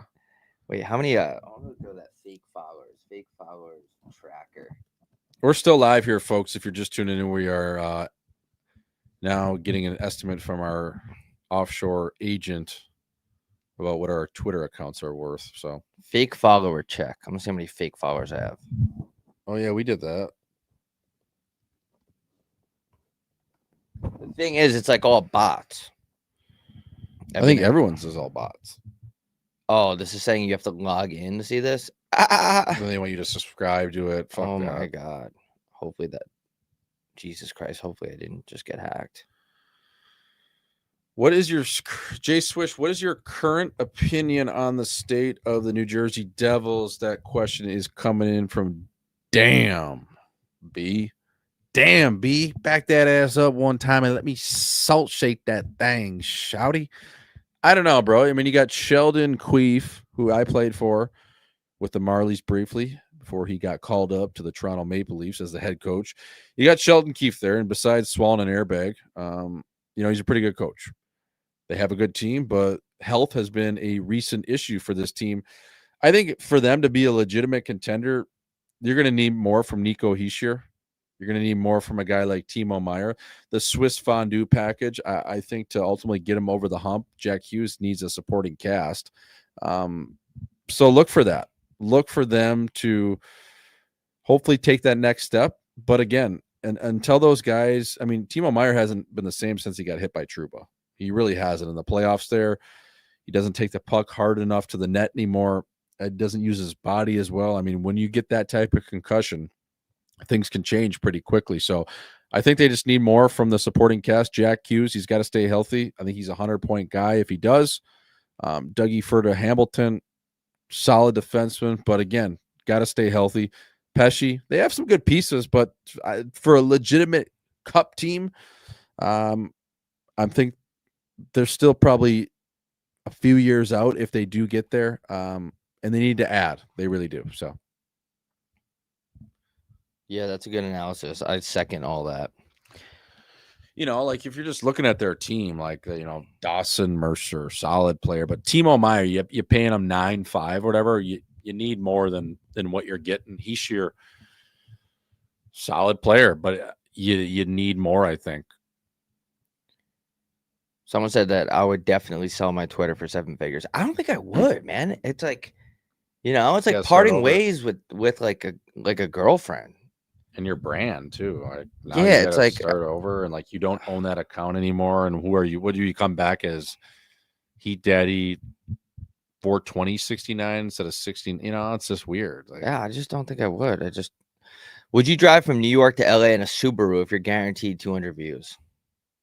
Yes, I would do it for less. I would do it for 100. I had this thought the other night that how funny it would be if we took a cross country train from LA to New York City and we had a camera guy following us on all the stops. Be hilarious. Would I want to do it? No. But for 157 views and at least a $2,000 sponsorship, yeah, I'm in. Swish, have you seen Detroit's decor? I don't know why you ain't trying to get a PTO there. Yeah, man. Stevie Y, give me a call, dude. I'm open, like I said, for business. If it starts at 7 figures. Their decor's horrendous. The good thing is their jerseys are mint for the centennial year. Betty Kane hopefully can have a couple more decent seasons here for the Wings and for the spoked wheel. But yeah, they're not perfect there. I don't know what the fuck you do in Detroit.